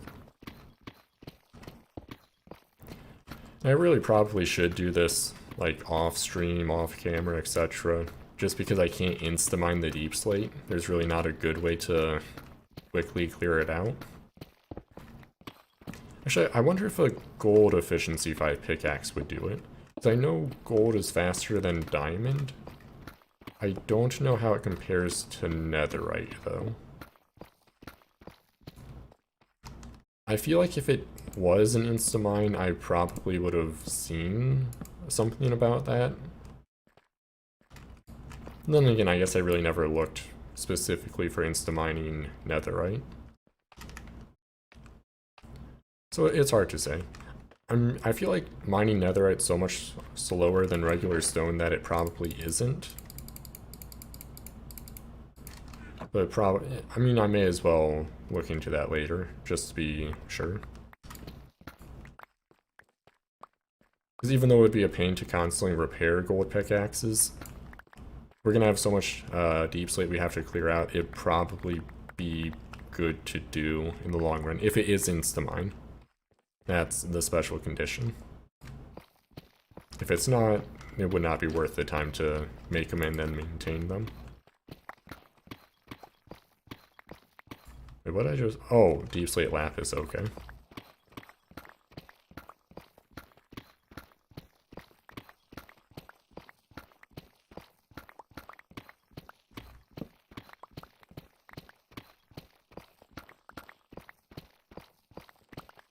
Okay. And then we have to go 2 more, but I think I'll just go 2 more down on this side and call it good. Not the entire area.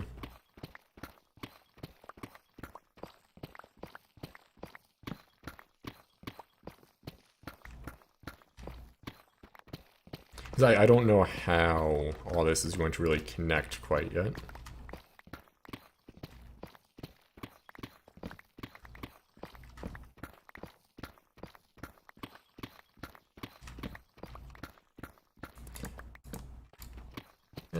Yeah, something like that is perfectly good for now.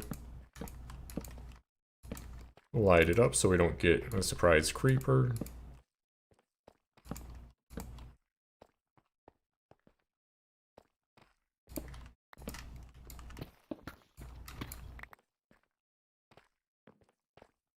Okay, that should be good. And I'll leave that there because it just marks the center, so it's probably good to have. Now let's take a convoluted path back up. Yeah, I need to go back and make like a proper node map and do some optimal route planning for having it be the most interconnected as it can be given the restrictions we do have. Okay. Actually, yeah, I think that should be pretty good. Can't really see most of it here because it's kind of overlapped, but as soon as you go to like the center, the part under the initial part, yeah, that looks really good. Okay. Good progress. And then something more back this way eventually, maybe, probably. Hard to say. Then I'm going to make a node map for the layer connections. Then as soon as I have that more finalized, we'll get to actually building bridges and whatnot. Before then, I don't feel like there's much of a point to actually solidifying the design.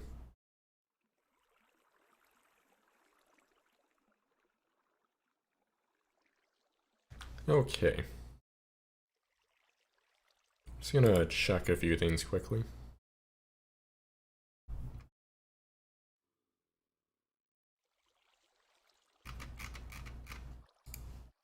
Okay, back to the game. Oh, what am I doing? I initially did all this to make like this storage system. I think we're just gonna make a temporary storage system version 2.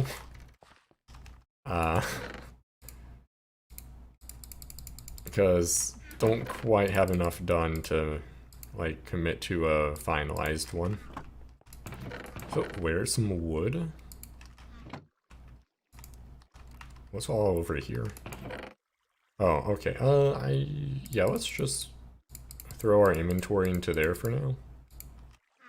Just to maximize our moving stuff potential.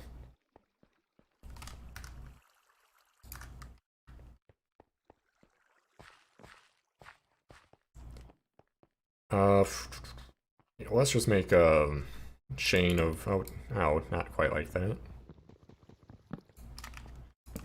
I still haven't gotten used to, oh, you know what, probably shouldn't have stored our pickaxe, because it's kind of an important thing to remove blocks that you don't want to be there.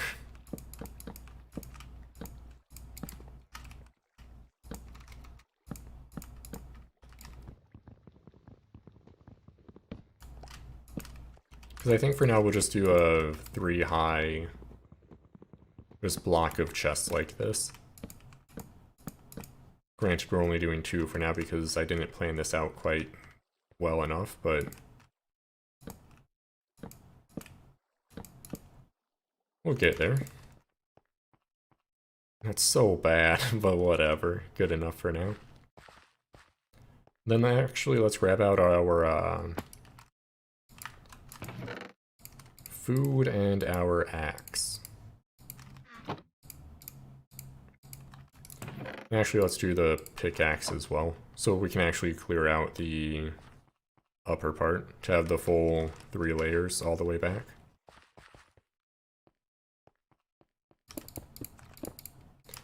Because even though chest mechanics did change, I'm pretty sure they're still limited to having to have an air block above them, or at least a transparent block.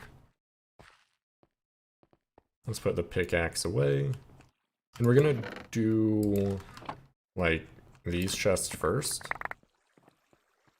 Just because that's, like, going to be mass storage further away.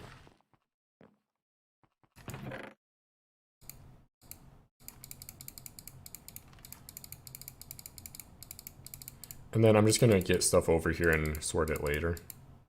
Actually, nah, we should sort it as we move it.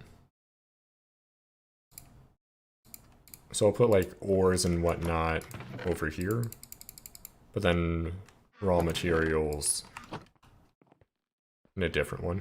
Like do a rough sort for now, anyway. Like blocks, raw ores and whatnot, and then random processed stuff that I collected over time. And I need to remember shift click multiple stacks. That is a thing I can do.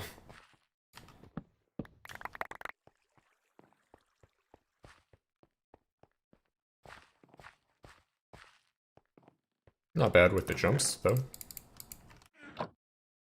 And let's put down 2 more chests. Mess up clicking several times, as you do. And then ores. And back for more.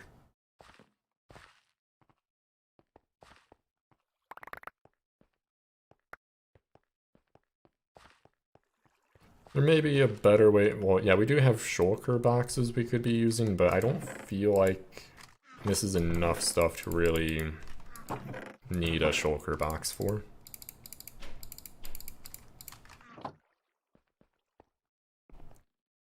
And back we go.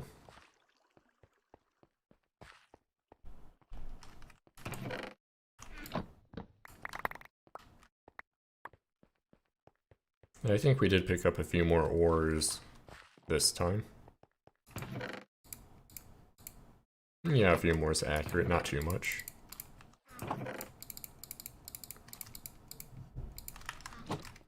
And we got more chests, so let's... Oh, that's not quite right. Even, oh, we cannot. But we can if we do this.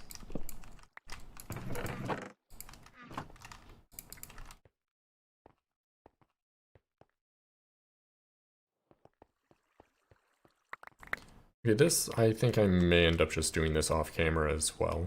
Because it's not interesting, to say the least.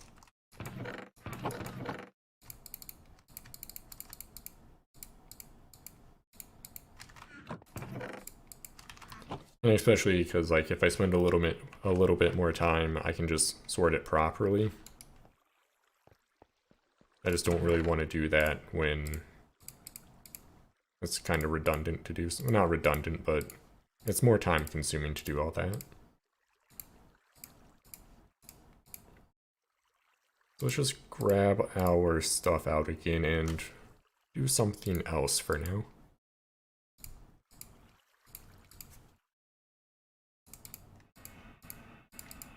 I think that should be good.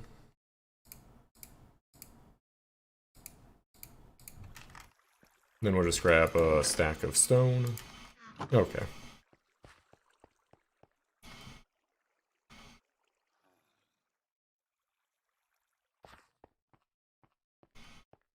Yeah, I need to plan that out better.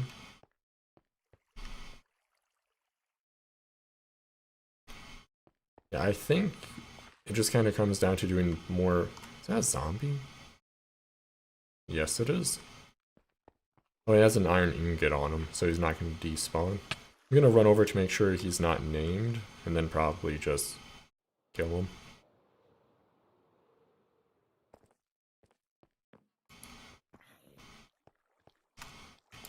Okay, yeah. Take the iron, though. Easy game.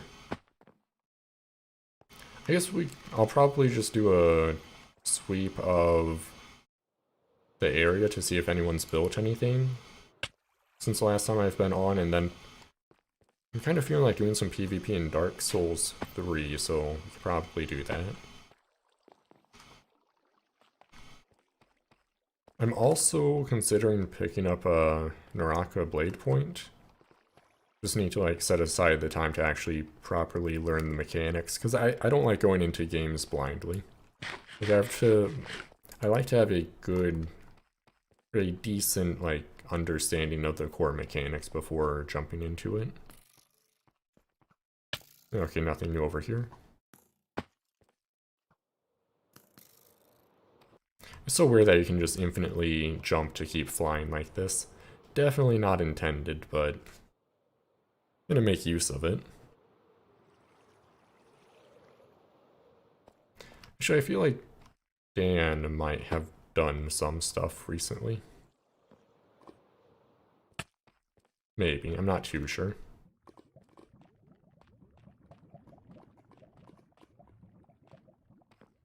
And that's new, for sure. Not sure if it goes anywhere per se, but the pillar is new. It doesn't look like it. Does this go anywhere? I mean, technically yes, but also no.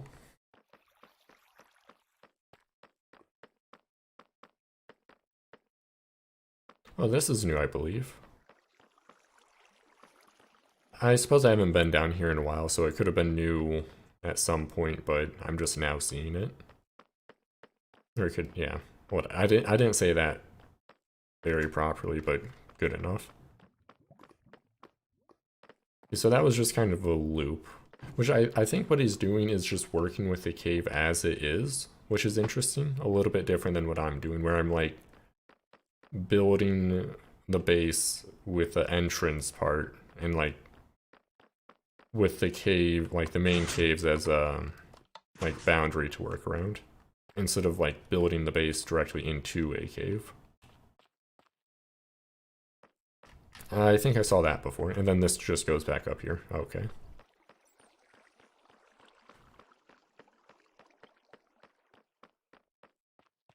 Then I think the other most active by far the most active people are Mudbucket and his daughter. Not sure what they've all been doing lately, though. But we can just walk around and see if we can find stuff that looks new.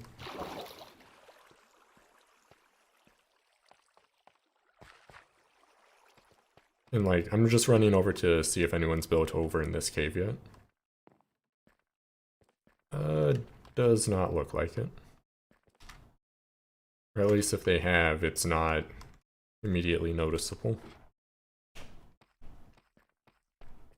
mean, there's a creeper right there, but that's not what we're looking for. And a skeleton.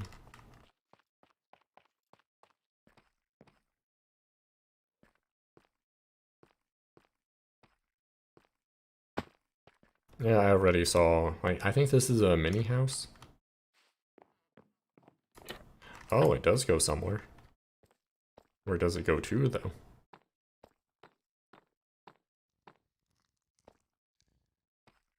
Oh, it goes to this base, okay.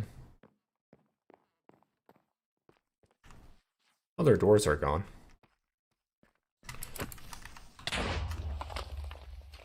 That is unfortunate.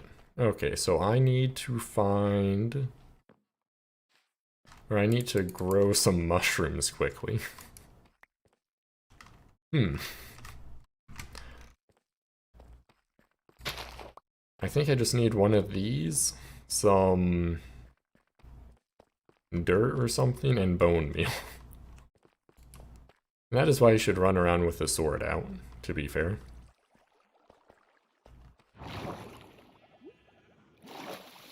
And also grab some deep slate as I look for some bone meal to actually grow it with. I think that's all you need. It used to be that you had to like push them with pistons to get the texture on all sides, but I don't think you need to do that anymore. I could be wrong though. So I'll probably just end up chopping down an entire giant mushroom and then just putting a chest with all the blocks I do get.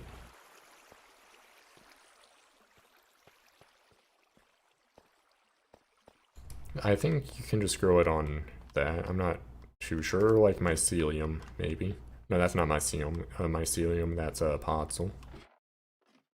Or is it a ore condition? It's either like it has to be dark and use dirt or podzol or whatever, or mycelium just works anywhere.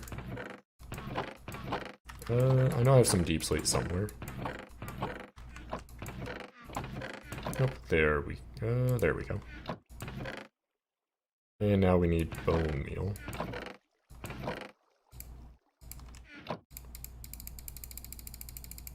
That should be good.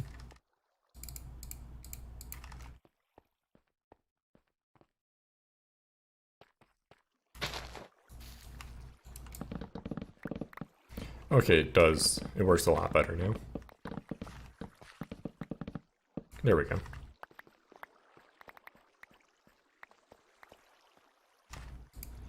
Yeah, I'm not going to use firework to navigate the cave quite yet. We probably need a general mob farm or a creeper farm before like actively using fireworks.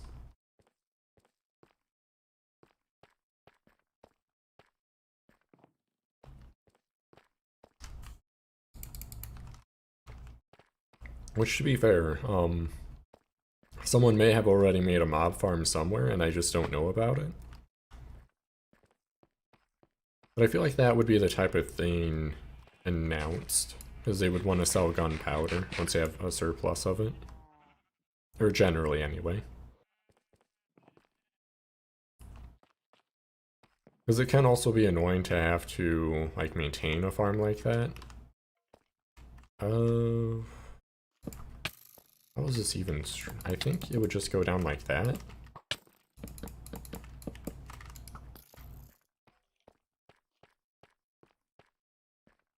Yeah, I think that's probably good. I'm just gonna put a torch or two around here because they did not light it up enough. And would rather not get creeper bombed again. I just forget that deep slate is a directional block, which I kind of find a little bit odd because it is a stone type of material. Okay, that looks good. And also if there's a chest here with more mushrooms or whatever, I'm just, yeah, they can have those. I'm not going to use them.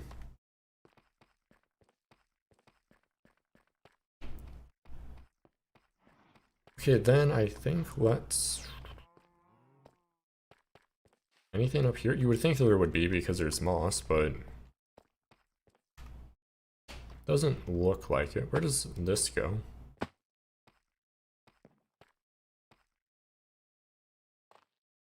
I have no idea. Hmm.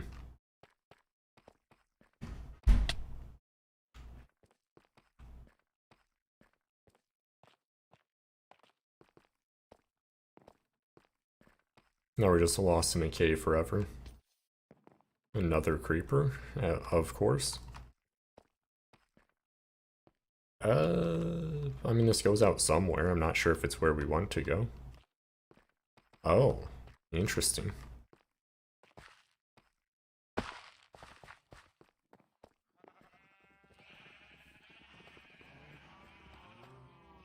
Actually, we could probably... Let's head to the nether now just to repair our pickaxe. Because I will need to be doing more digging later anyway.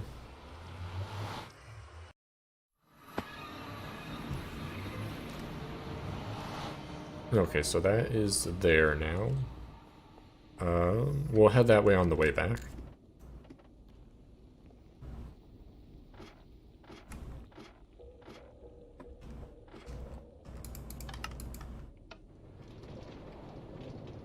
And I'm just gonna turn off the game sounds now because it becomes way too loud. Why did I go to video settings for sound? It's not the right option whatsoever.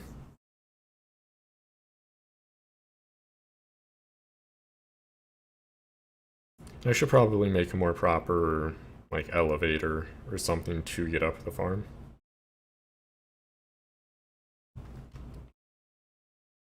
Or I guess we could just make the railway system into a staircase. That would serve the same purpose. Although it would probably... Oh, someone dropped a bunch of stuff. Oh no, they died. And then just quit out. I'm just gonna go back now because I don't want to run their timer out. Even though I didn't look at the items to see if it was like an actual, like, useful, like a bunch of useful stuff, or if they just died, but I'd rather not run them out. I guess I could put them in a chest, but it does not matter too much.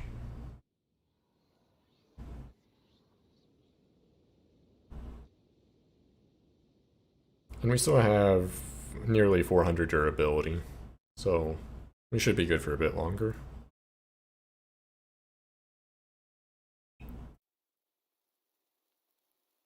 Oh shit, I forgot to grab my wood. So we would not be able to make a chest even if we wanted to. Actually, I feel like I probably have a stack of wood here. Okay, I do, but it's oak, so I would rather use spruce. Skeleton farm, fortress blaze, Fort Jeeves, okay. We'll go to the skeleton farm for now. That's really close. Because I think Mudbucket was working on a build nearby, but not directly here. Where would that be, though? Is it back this way? It looks like it. Looks like he's clearing out some area around it.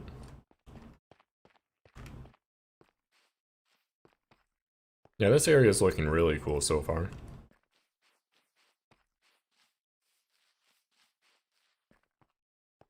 I like the fog effect instead of having it be a lava lake.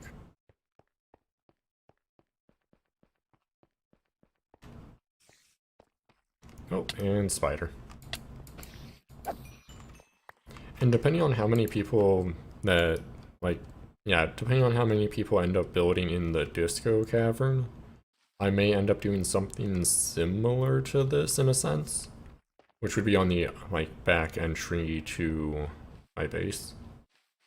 I didn't want to do too much like drastic or more drastic terraforming like that in the Grand Cavern just because there's more people building in the area.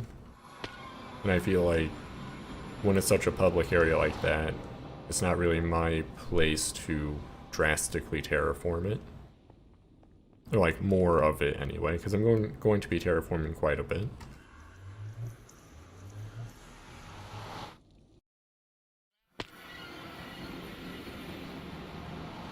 Okay.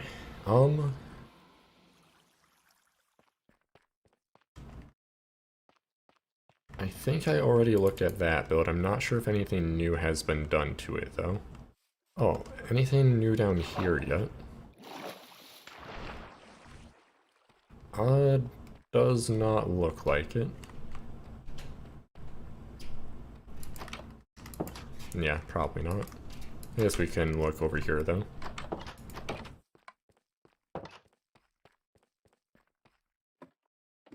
Okay, that's just a branch mine.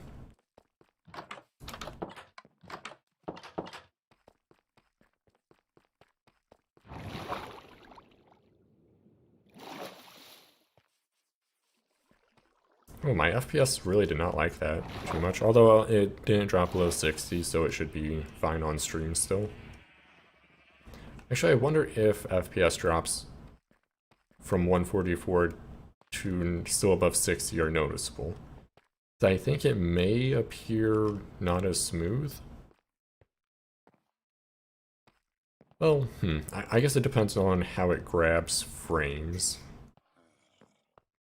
Because there's still over 60 frames a second for it to grab a frame from, or grab the 60 frames from, so it may still look identical.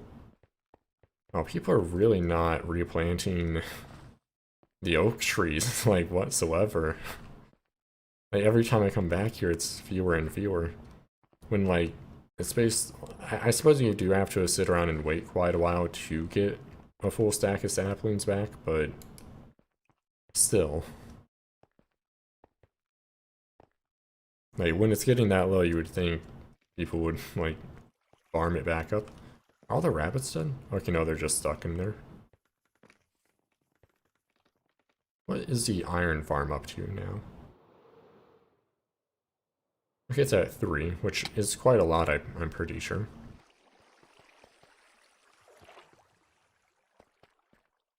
Okay, yeah, I think I'll switch over to Dark Souls now, just because I kind of feel like doing some PvP for like an hour or so, then we'll probably call it after that. Let's switch to break, and give me a second as I change like the title and all that, and open up games and whatnot. Also like plug in my controller.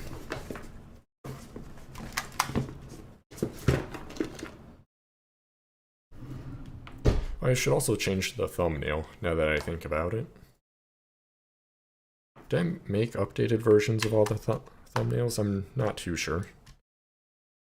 Then I need to rename the VOD to indicate that there's multiple games in it.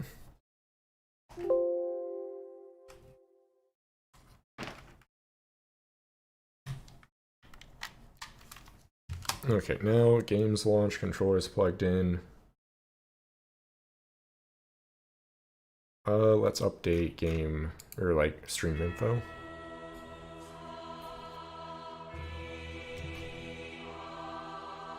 I'm just gonna put the old title in the description for now. And then...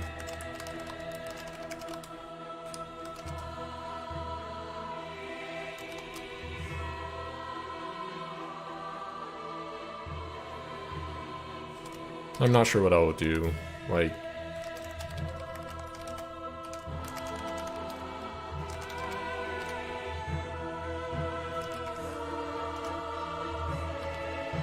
Actually, I'm just gonna do... So 1 second, let me get past the title screen because it's way too loud.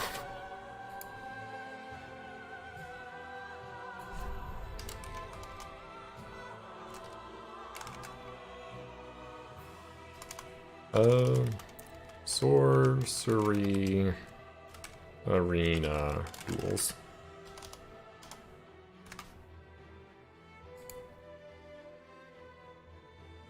Then edit this, change.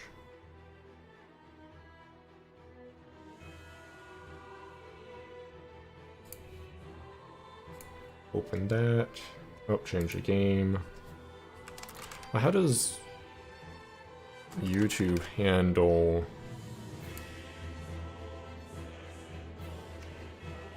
videos with multiple games in them? I feel like that may be a atypical thing for them to do.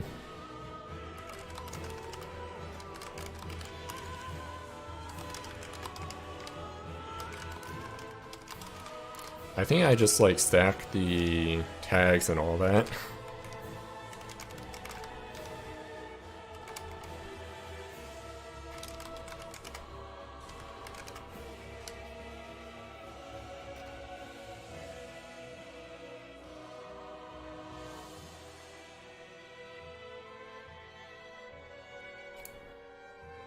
Okay, and then transition that.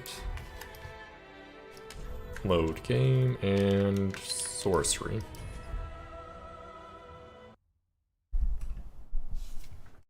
And also I'll post that on, or like update it on Twitter anyway.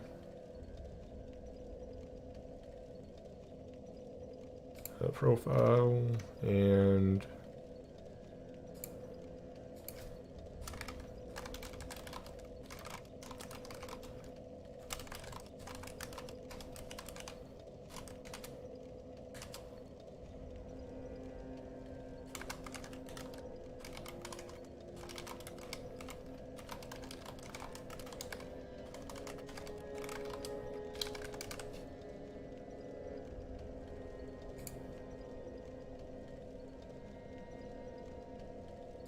there we go.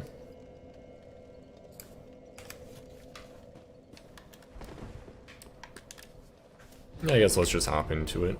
It's probably not going to go too well, but I have to start at some point.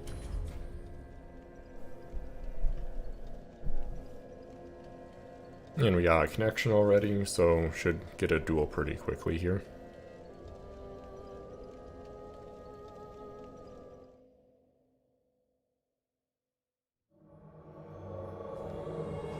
Ah, it's a door user. How well does that... Like, what's the magic absorption on it?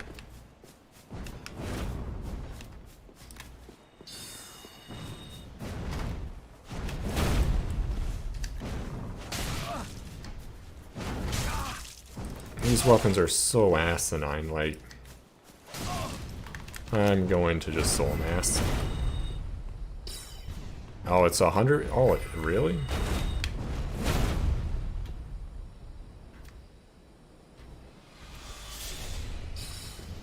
Yeah. I think that... Oh, and DC. Interesting.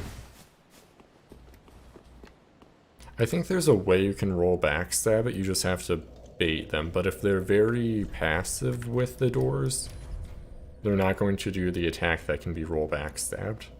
I don't have enough experience fighting them to know the proper timings for all of that.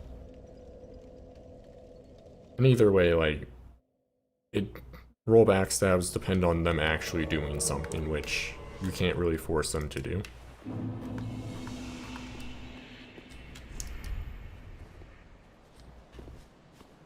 And he has a decent amount of poise. That's a bad roll.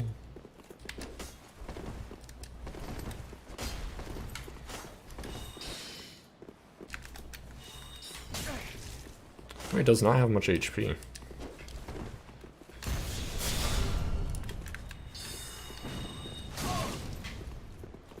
He's waiting for me to run low on stamina, which I'm pretty much just doing for him. Okay, I think that was a backstab attempt. Not the best trade. Actually, okay, no, I have multiple offensive rings for this. Oh shit, how did that roll catch?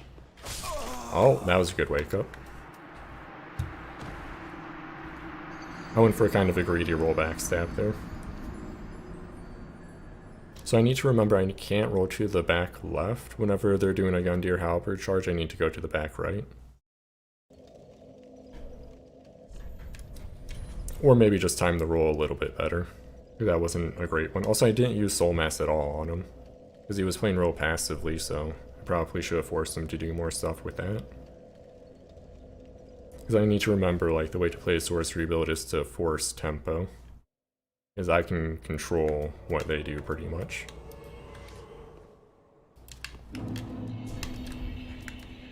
A pyro build, interesting.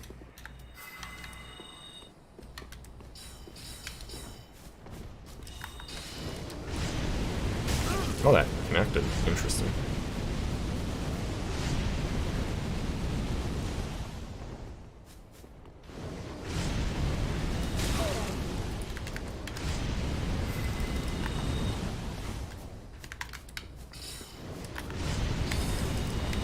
How did he dodge out of that?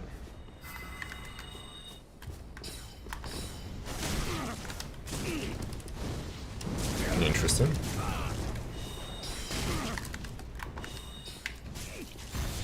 Oh, that's not quite what I wanted to do. What is their latency? Holy shit.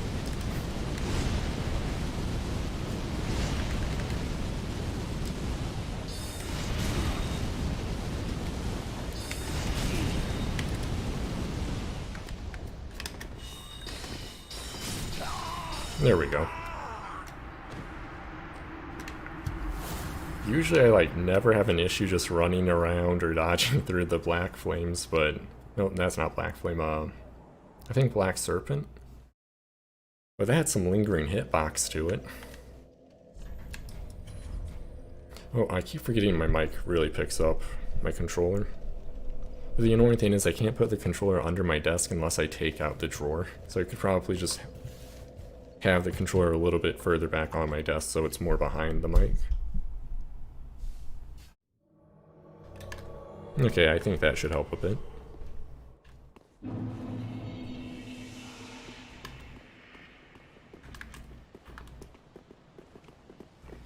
Buffed Cestus? Interesting.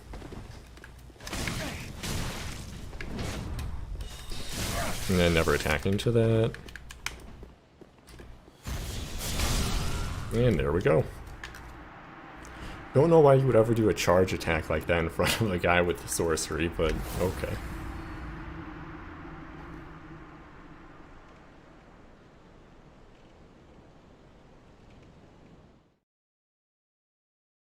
We're warming up a bit.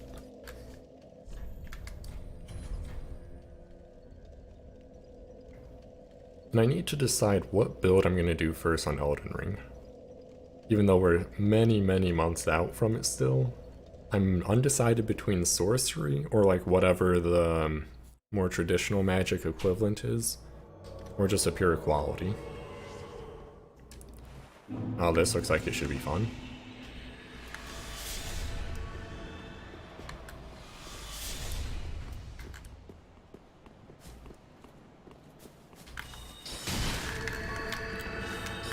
Why are they fat rolling?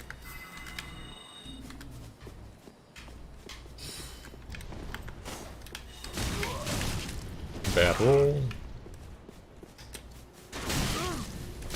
That combos? Oh, bad roll. Yeah, you know they messed it up, but they're just gonna crossbow cheese, so I can't cast sorcery. They're gonna quickly lock on and pivot.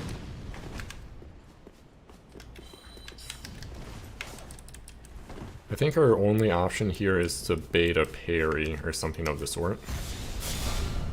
Like, he's just gonna side... Yeah, thought I may have roll caught. Oh, they're switching weapons right... Oh.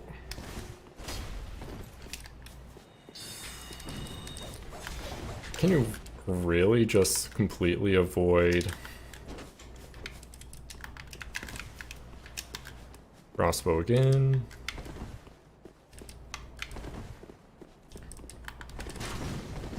Yeah. There's like no way to fight someone who doesn't who knows specifically? Well, actually, no, I should just... Well, no, they were... Whenever I have Soul Mass up, they would have just side strafed like that. And Sorcery doesn't track through. So I think my only option would have been spam Soul Mass and then try and free aim a old Moonlight. Because all Sorcery can be dodged by running perpendicular, which isn't great. But that is the counter to it.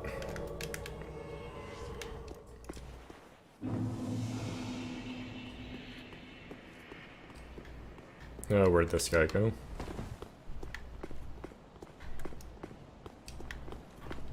Oh. That looks like a fun... Oh, the lag.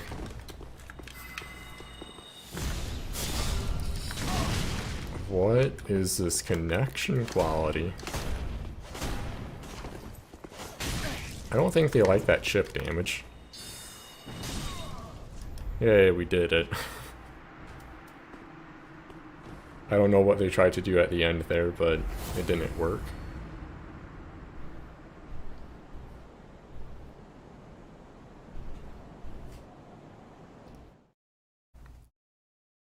So I feel like this game is in a very odd spot in terms of like the people you run into in the arena.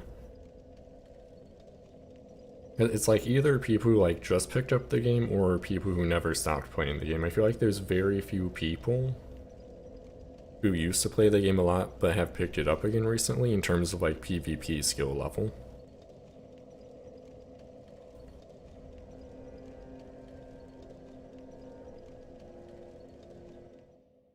Which is interesting, because I feel like the best duels are always when it's an equal skill level, because then you kind of go back and forth. Oh, Dark Moonblade. Don't see that too often.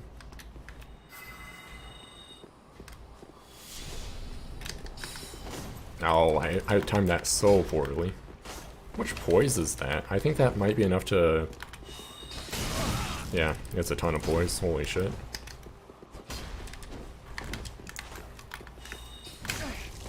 I'm not sure if a one-handed attack would break it. Nope, bad roll, bad roll.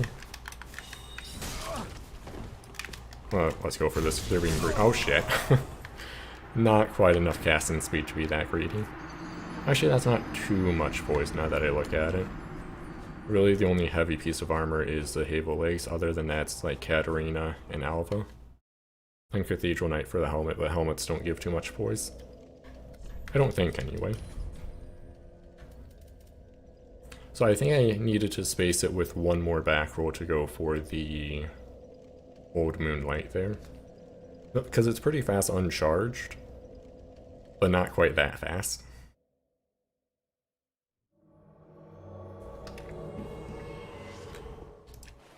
And that's a spear build.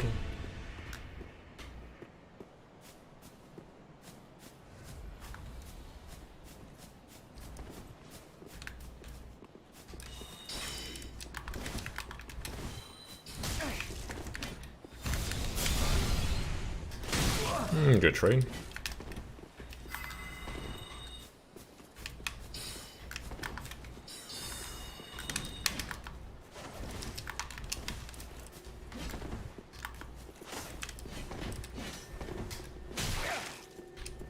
Oh, good charge. Panic roll. I need to do like a weird partial charge for that.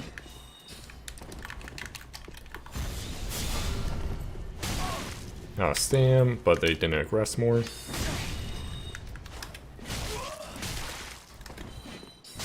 And there we go. Got really lucky on that back roll that it was just enough space to avoid them. Because I think their plan was to roll catch with the charge R2, but they didn't space it quite correctly. 70? Oh. No, so I should have a pretty standard roll distance. Because I'm not like super light on the equip load.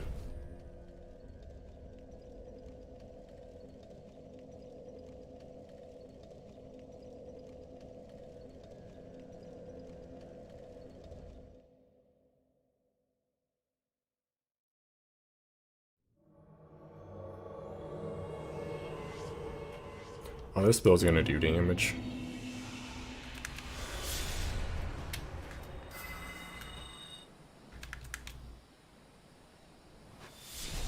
Oh, and it's buffed as well with Sunlight Blade.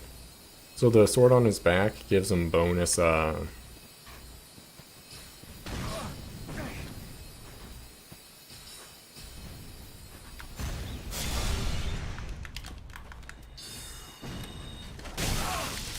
Oh, actually, that's not too bad, all things considered.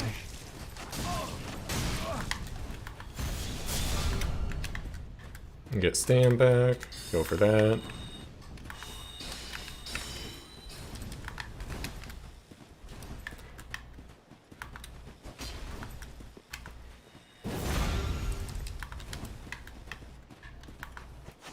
We did a pivot there, that would have been a good counter hit.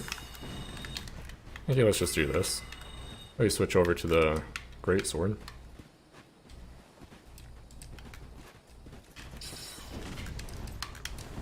Not the most... Okay, there we go. I'm just gonna check his location on Steam quickly, because that was not a good amount of ping. No, he doesn't have it. But I'm not dropping any frames or anything, and this game isn't very network intensive.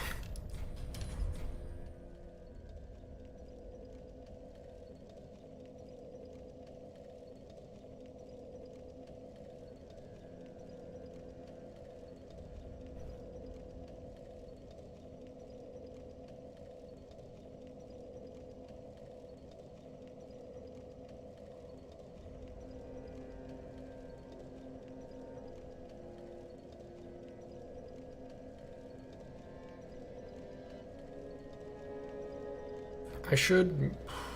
I don't think I really have any good invasion builds on Dark Souls 3 anymore, because I have one SL70 build, everything else is meta level, or past the point where it has to become meta level anyway. Where meta level is like 120 to 130-ish.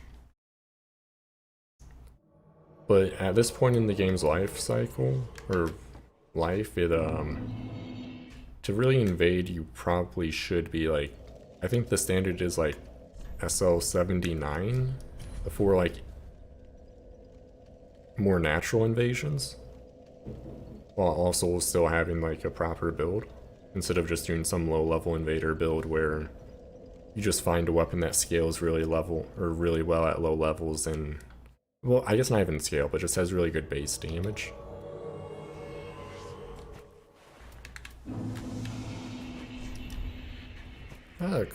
A composite bow? Oh, partisan. I like that weapon.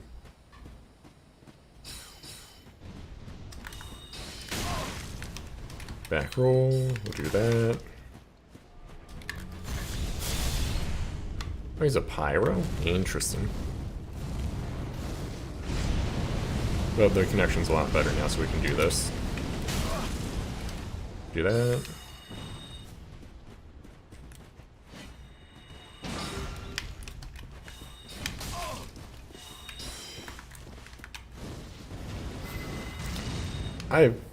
I can't say the last time I've seen... Oh, okay. I mean, that's fair.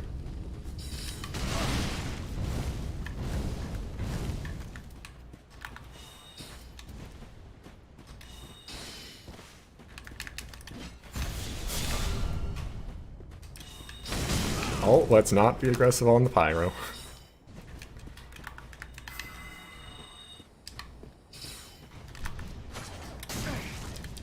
A little bit of latency there.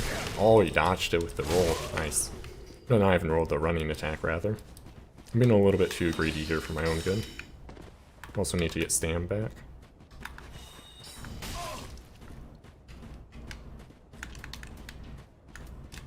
Because I think he's trying to bait me being aggressive, and... Oh, that doesn't cause stagger.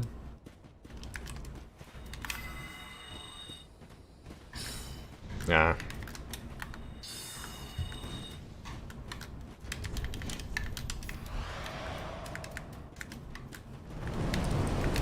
Oh, you want to play this game? These darts are gonna do... Oh, that was bad. 'Cause, like, I think what did me in that fight was I was too aggressive and ate a Parting Flame Black Flame to the face. That did like half my HP.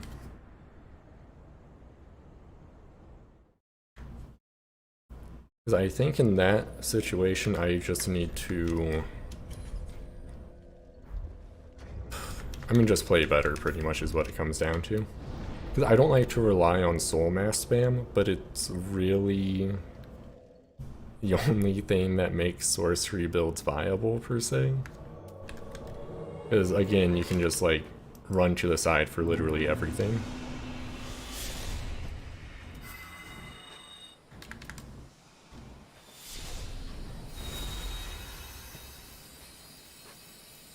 Oh, is that Great Magic Barrier? Who attunes Great Magic Barrier? Oh, no, that can't be. Their damage is way too shit for that to be Great Magic Barrier.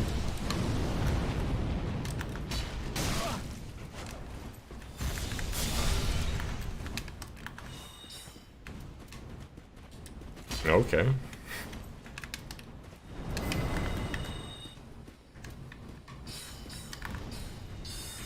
Nice. Oh, the roll catch.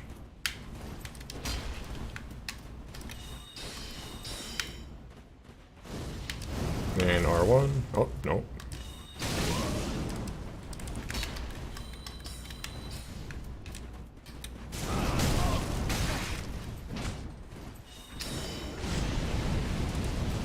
Oh, I could just side strafed that.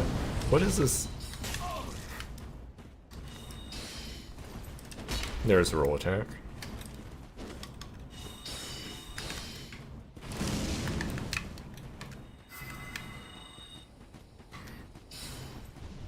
Oh, my angles are so off with that. There we go. Because usually with homing soul mass, I used to be able to like do one dart at a, or one soul mass at a time, which is really annoying to deal with. But not quite there. I guess also the uneven terrain could probably mess with it. Because ideally the way you want to use soul mass is to stagger them. So you either roll catch or stun with one so it confirms the other. You don't want to do them all at the same time. Because when you do all at the same time, it's just like dodging like any other sorcery. But when you stagger it, it becomes a lot more effective.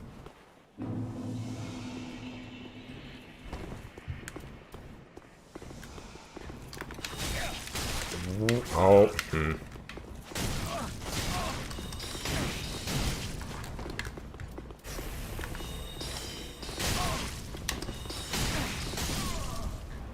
Okay.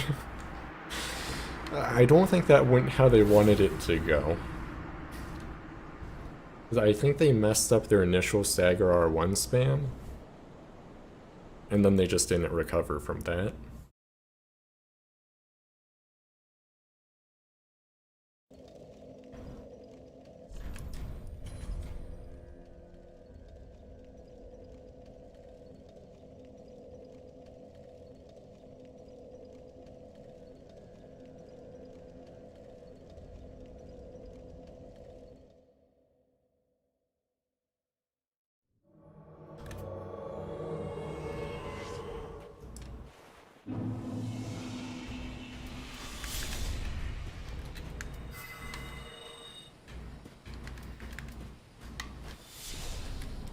Nobody wants to play the game.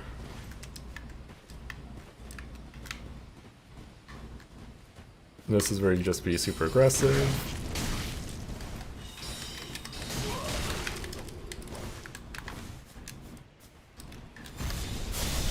Nah, it's not like a Soul Greatsword where it just goes through. Oh, I thought that... What is this guy's plan? Just run up an R1 spam? That literally seems like it.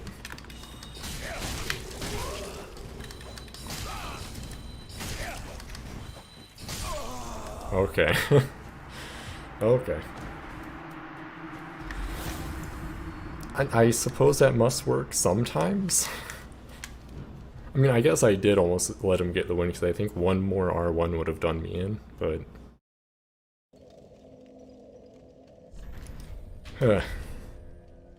Because, like, the thing is, I tend to not... Wait, bonfire level 11.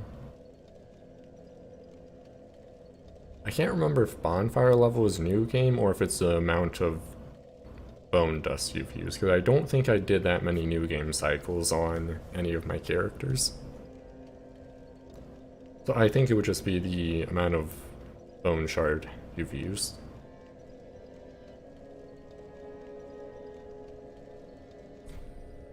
Oh, rip.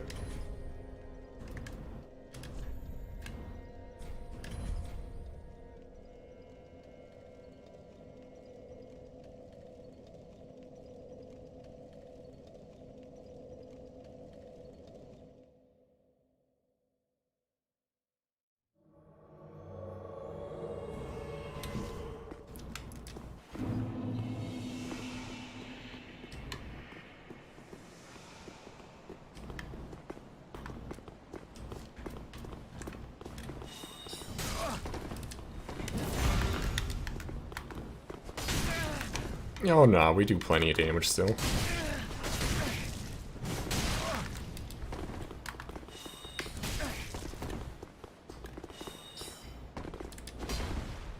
Watch this.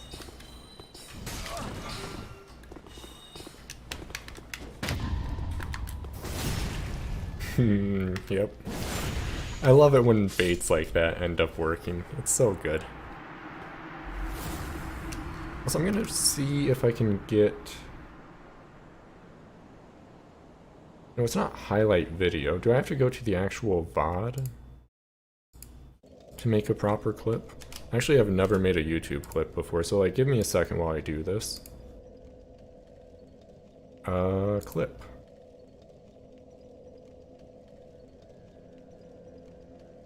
That's not quite enough.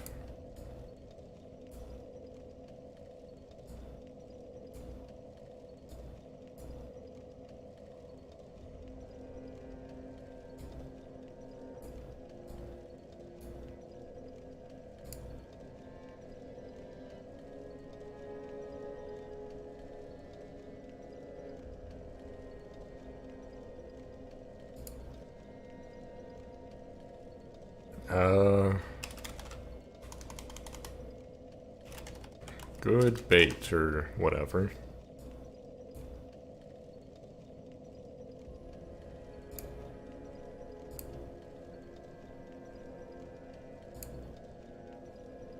And if I put that in chat, how does that all work? Like, will that just be in the VOD then?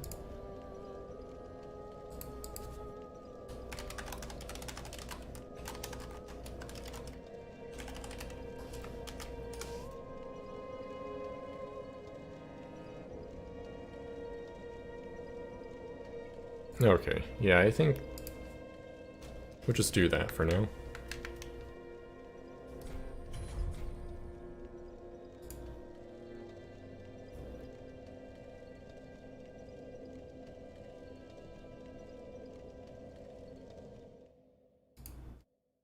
I wish YouTube had like a clip browse feature. Because I feel like that's a big part of the clip system. Is that murky hand scythe? Yeah, it is. But I have a thing that's even more annoying.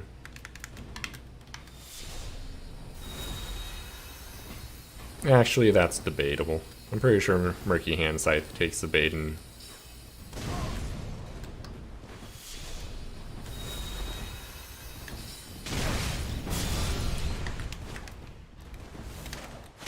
Yeah. Like, the most asinine weapon in the entire game, because it stuns as much as a katana, but this guy's bad, so it does not matter. Nice backstab attempt.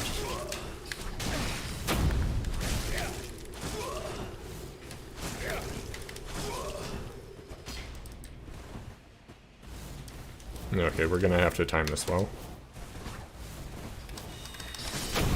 Ah, almost. But yeah, like, there's really nothing you can do not consistently against that weapon. Because it has as much hit stun as a katana, or like poise break as a katana, but it's a dagger with quick step. Which I don't know how it was added to the game like that and then never changed. Like, it doesn't make sense with how much damage it does.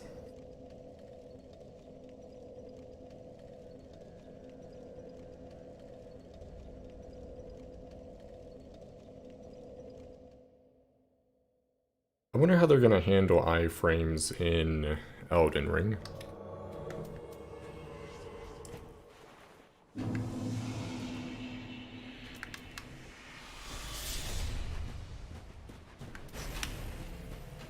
I feel like he's gonna... No, that's his fly hander. Never mind.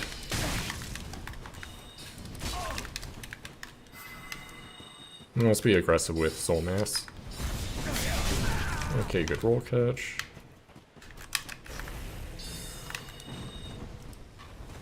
Oh shoot. That's some damage.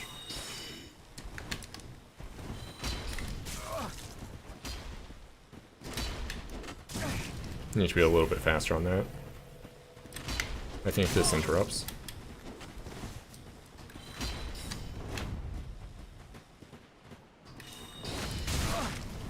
Oh, okay, just mistimed.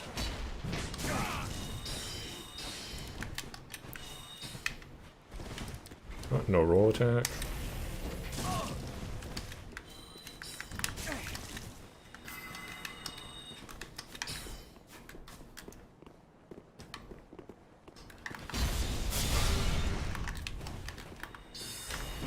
Oh, almost got that. There we go.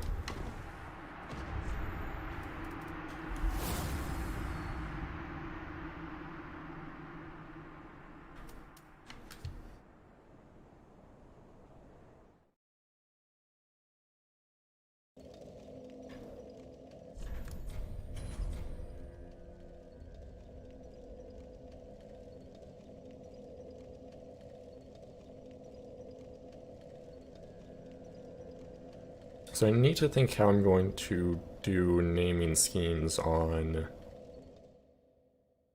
YouTube VODs with multiple games.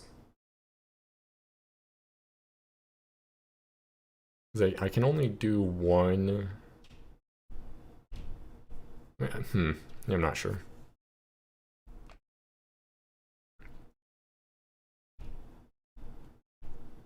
Oh, so I think this one might fail, yeah.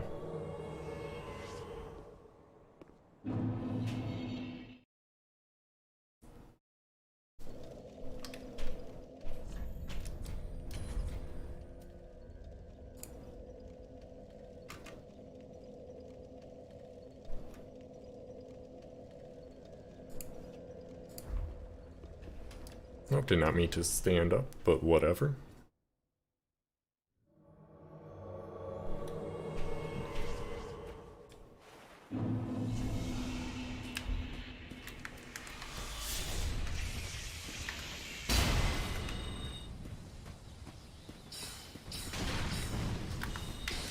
It actually has enough poise, I should be careful with that. Oh, that range, holy.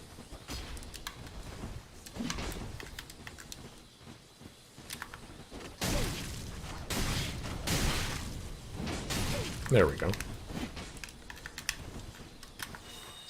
Oop. Okay. I always feel a little bit bad about the random Great Varian Dart, but not too much. I mean, at least it's not a Soul Mass, to be fair.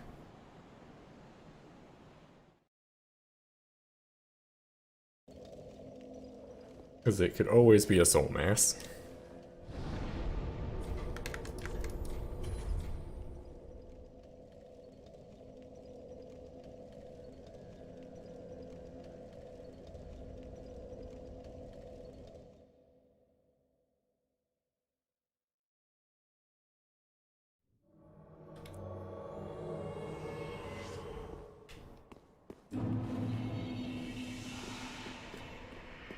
Power Within. You don't see that too often.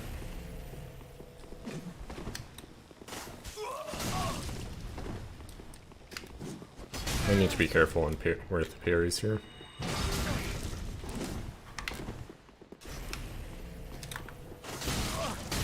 He does not. Why is his poise so low? Holy the damage. Oh, no power within got him. That's such a dangerous miracle whenever, not miracle, but pyromancy whenever you can't heal. Because it just gives yourself a, like, finite amount of time to be alive.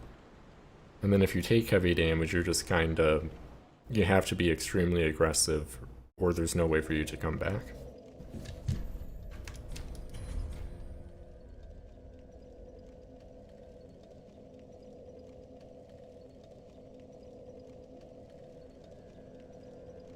And I do feel like, let's see how active, like either solo hosting or invasions are at meta level for next time I do Dark Souls 3 PvP. Because I do feel like the more dynamic environment is good. Another's Flyhander user. I feel like you don't typically see that great sword. Oh shit, that was an awful roll.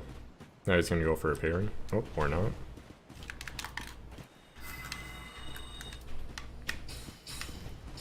Oh, he knows the run horizontal strat. Very fun. So, oh, why did you not just kill? Or he may have ran himself out of stam. He's probably gonna go for a Cestus punch at some point. Yep. Oop.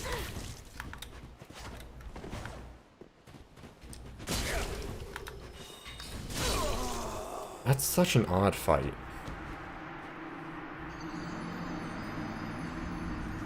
Because usually I feel like, well, I guess spacing, like aggressively spacing like that is a form of defensive play.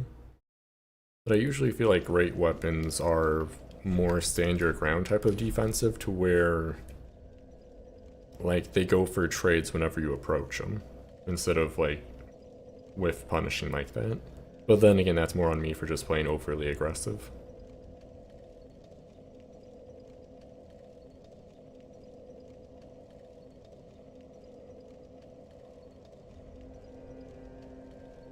And I suppose another way to approach PvP in this game at this point is to just do one form until it's dead and then switch to another. Though actually, the duels have been pretty quick and it's been varied opponents, which is good. It really only ever takes amount of time if, you know, like, if matchmaking failed.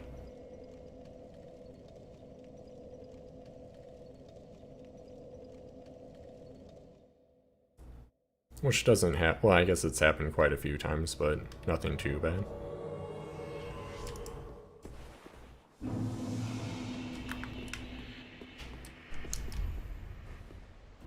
You know, a lot of these people are relatively new to PvP based on the type of weapon they're using. Like, he's just running up spamming a barbed straight sword.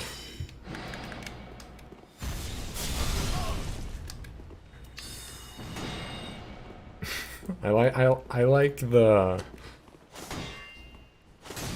Oh shit, okay. I forget backstabs work like that.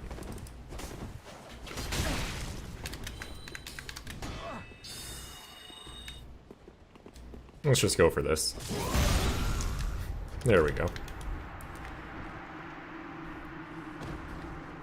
I forget backstabs are on hit confirm. Like, if they start up the backstab animation, and even if it's a trade, it still confirms the backstab.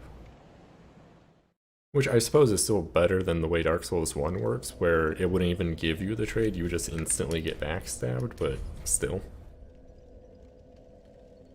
And I do like Dark Souls 3 backstabs more than Dark Souls 2, because you could do some weird stuff in Dark Souls 2 with backstabs. Like, you could grab people out of rolls with them, to where it's if the backstab, like, attack connects with the player's back. Oh, there we go. I spoke too soon about not running into the same people multiple times, but yeah, it's still not been too bad.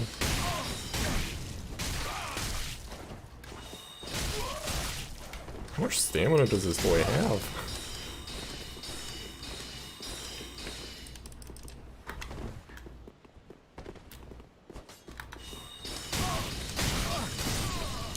There we go, okay. I mean,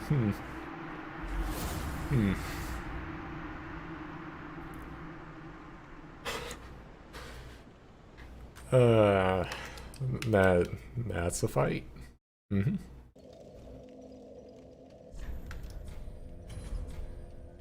It's an interesting one to say the least, but yeah.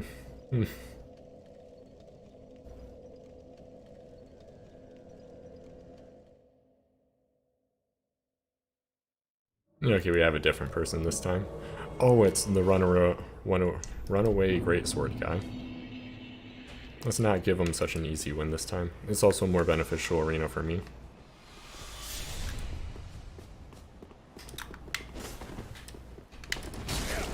R1? Oh, his use of R2 confuses the shit out of me. Like,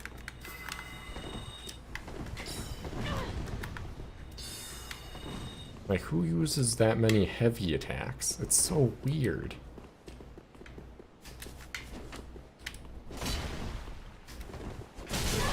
Yeah, bad trade, but then he's gonna go for Zestus hits. And punch. Oh. As of... oh, shit. This guy confuses me so much. It's like he has good mechanics, he just does stuff that makes no sense.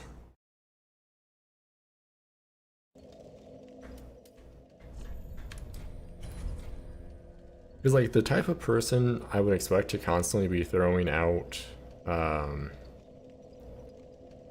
like random heavy attacks like that would not be able to roll back stab like that at the same time. So he's doing it to roll a catch. I wonder if he's also... I think he may be partial charging the heavy attacks, which is why it feels so odd. Interesting character name.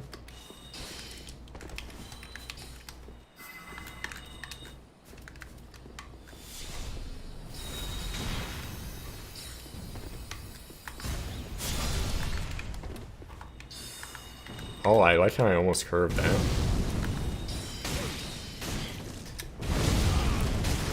That's such an annoying shield, because it combos.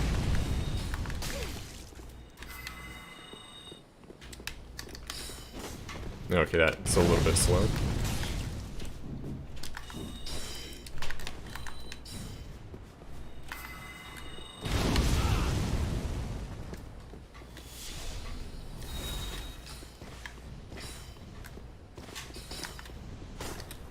No roll catch there feels bad.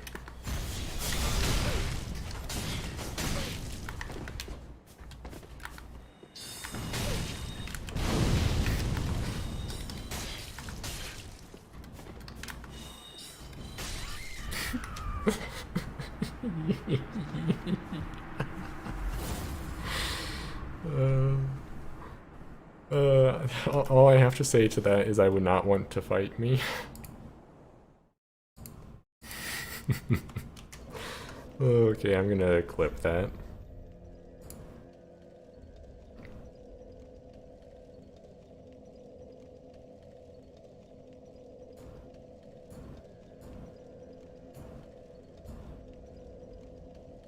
Can we actually just get the full fight?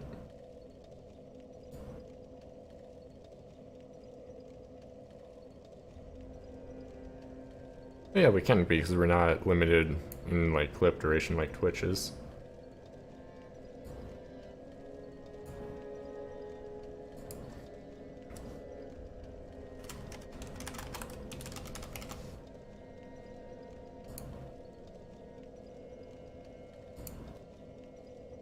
Actually, I don't remember if the...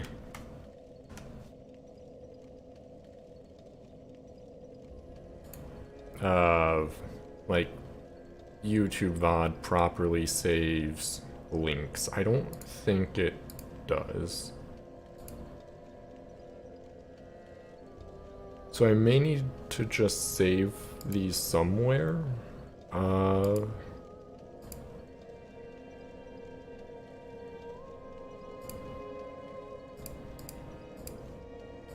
just put that here for now. It's like just having somewhere to just properly browse clips would be very good for the system. Because I think I never finished this point before, but like the good thing about Twitch clips are they're a very good way to like find stream highlights or a certain part of the stream where something interesting was happening, so then you can watch the VOD from there. But without like a proper oh, it's this guy again.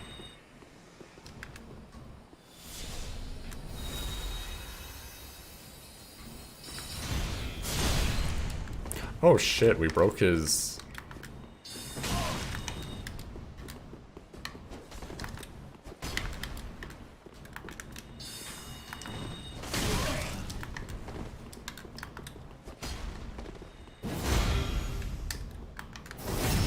I like how nerfed our damage is, but it just doesn't matter.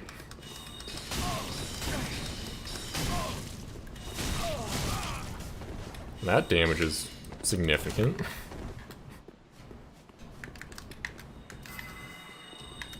I'm just gonna get some stamina back.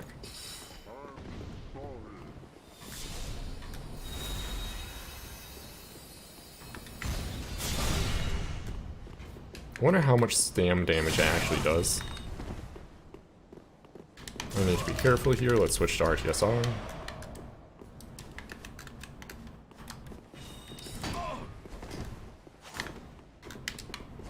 And be careful. Oh, his...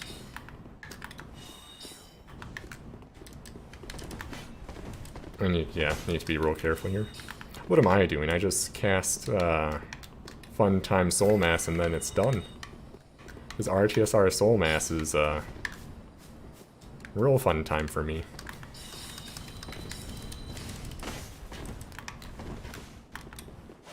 And there we go.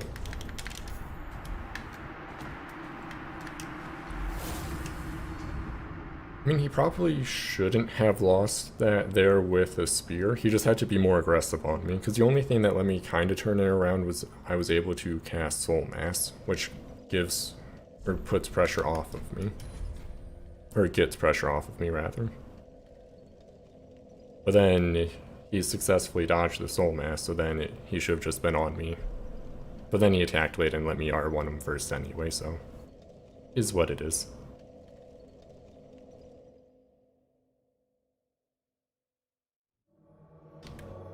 Oh, this is a much worse arena map for me.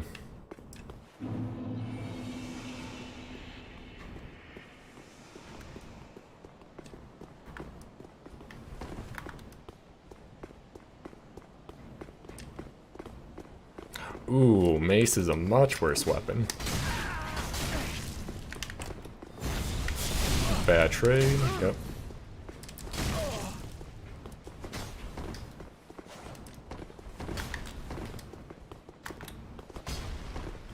Yep, okay.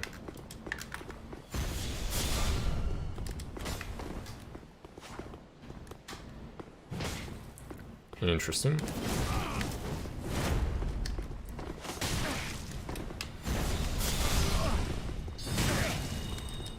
Okay, so I need to do a mixture of physical. I'm pretty sure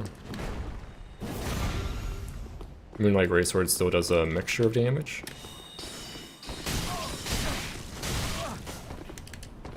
Well, that was interesting. That almost looked like it properly comboed.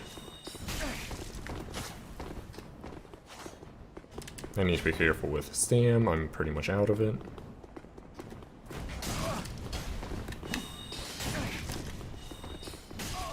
Oh, he's not dead yet.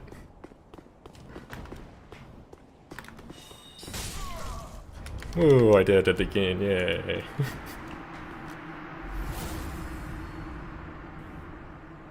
I think he just kind of accepts that if he doesn't kill me when the Great Magic Barrier is up, I can just chip him down a bit too easily. Anyway, I think I'm gonna call it there. Because, like, 3 hours, enough variety of stuff. No reason to keep going. Especially because, like, kinda tired or whatnot. I also still need to figure out what I'm gonna do with the VOD. But yeah, no idea when I'll be live next, but I'll see y'all then.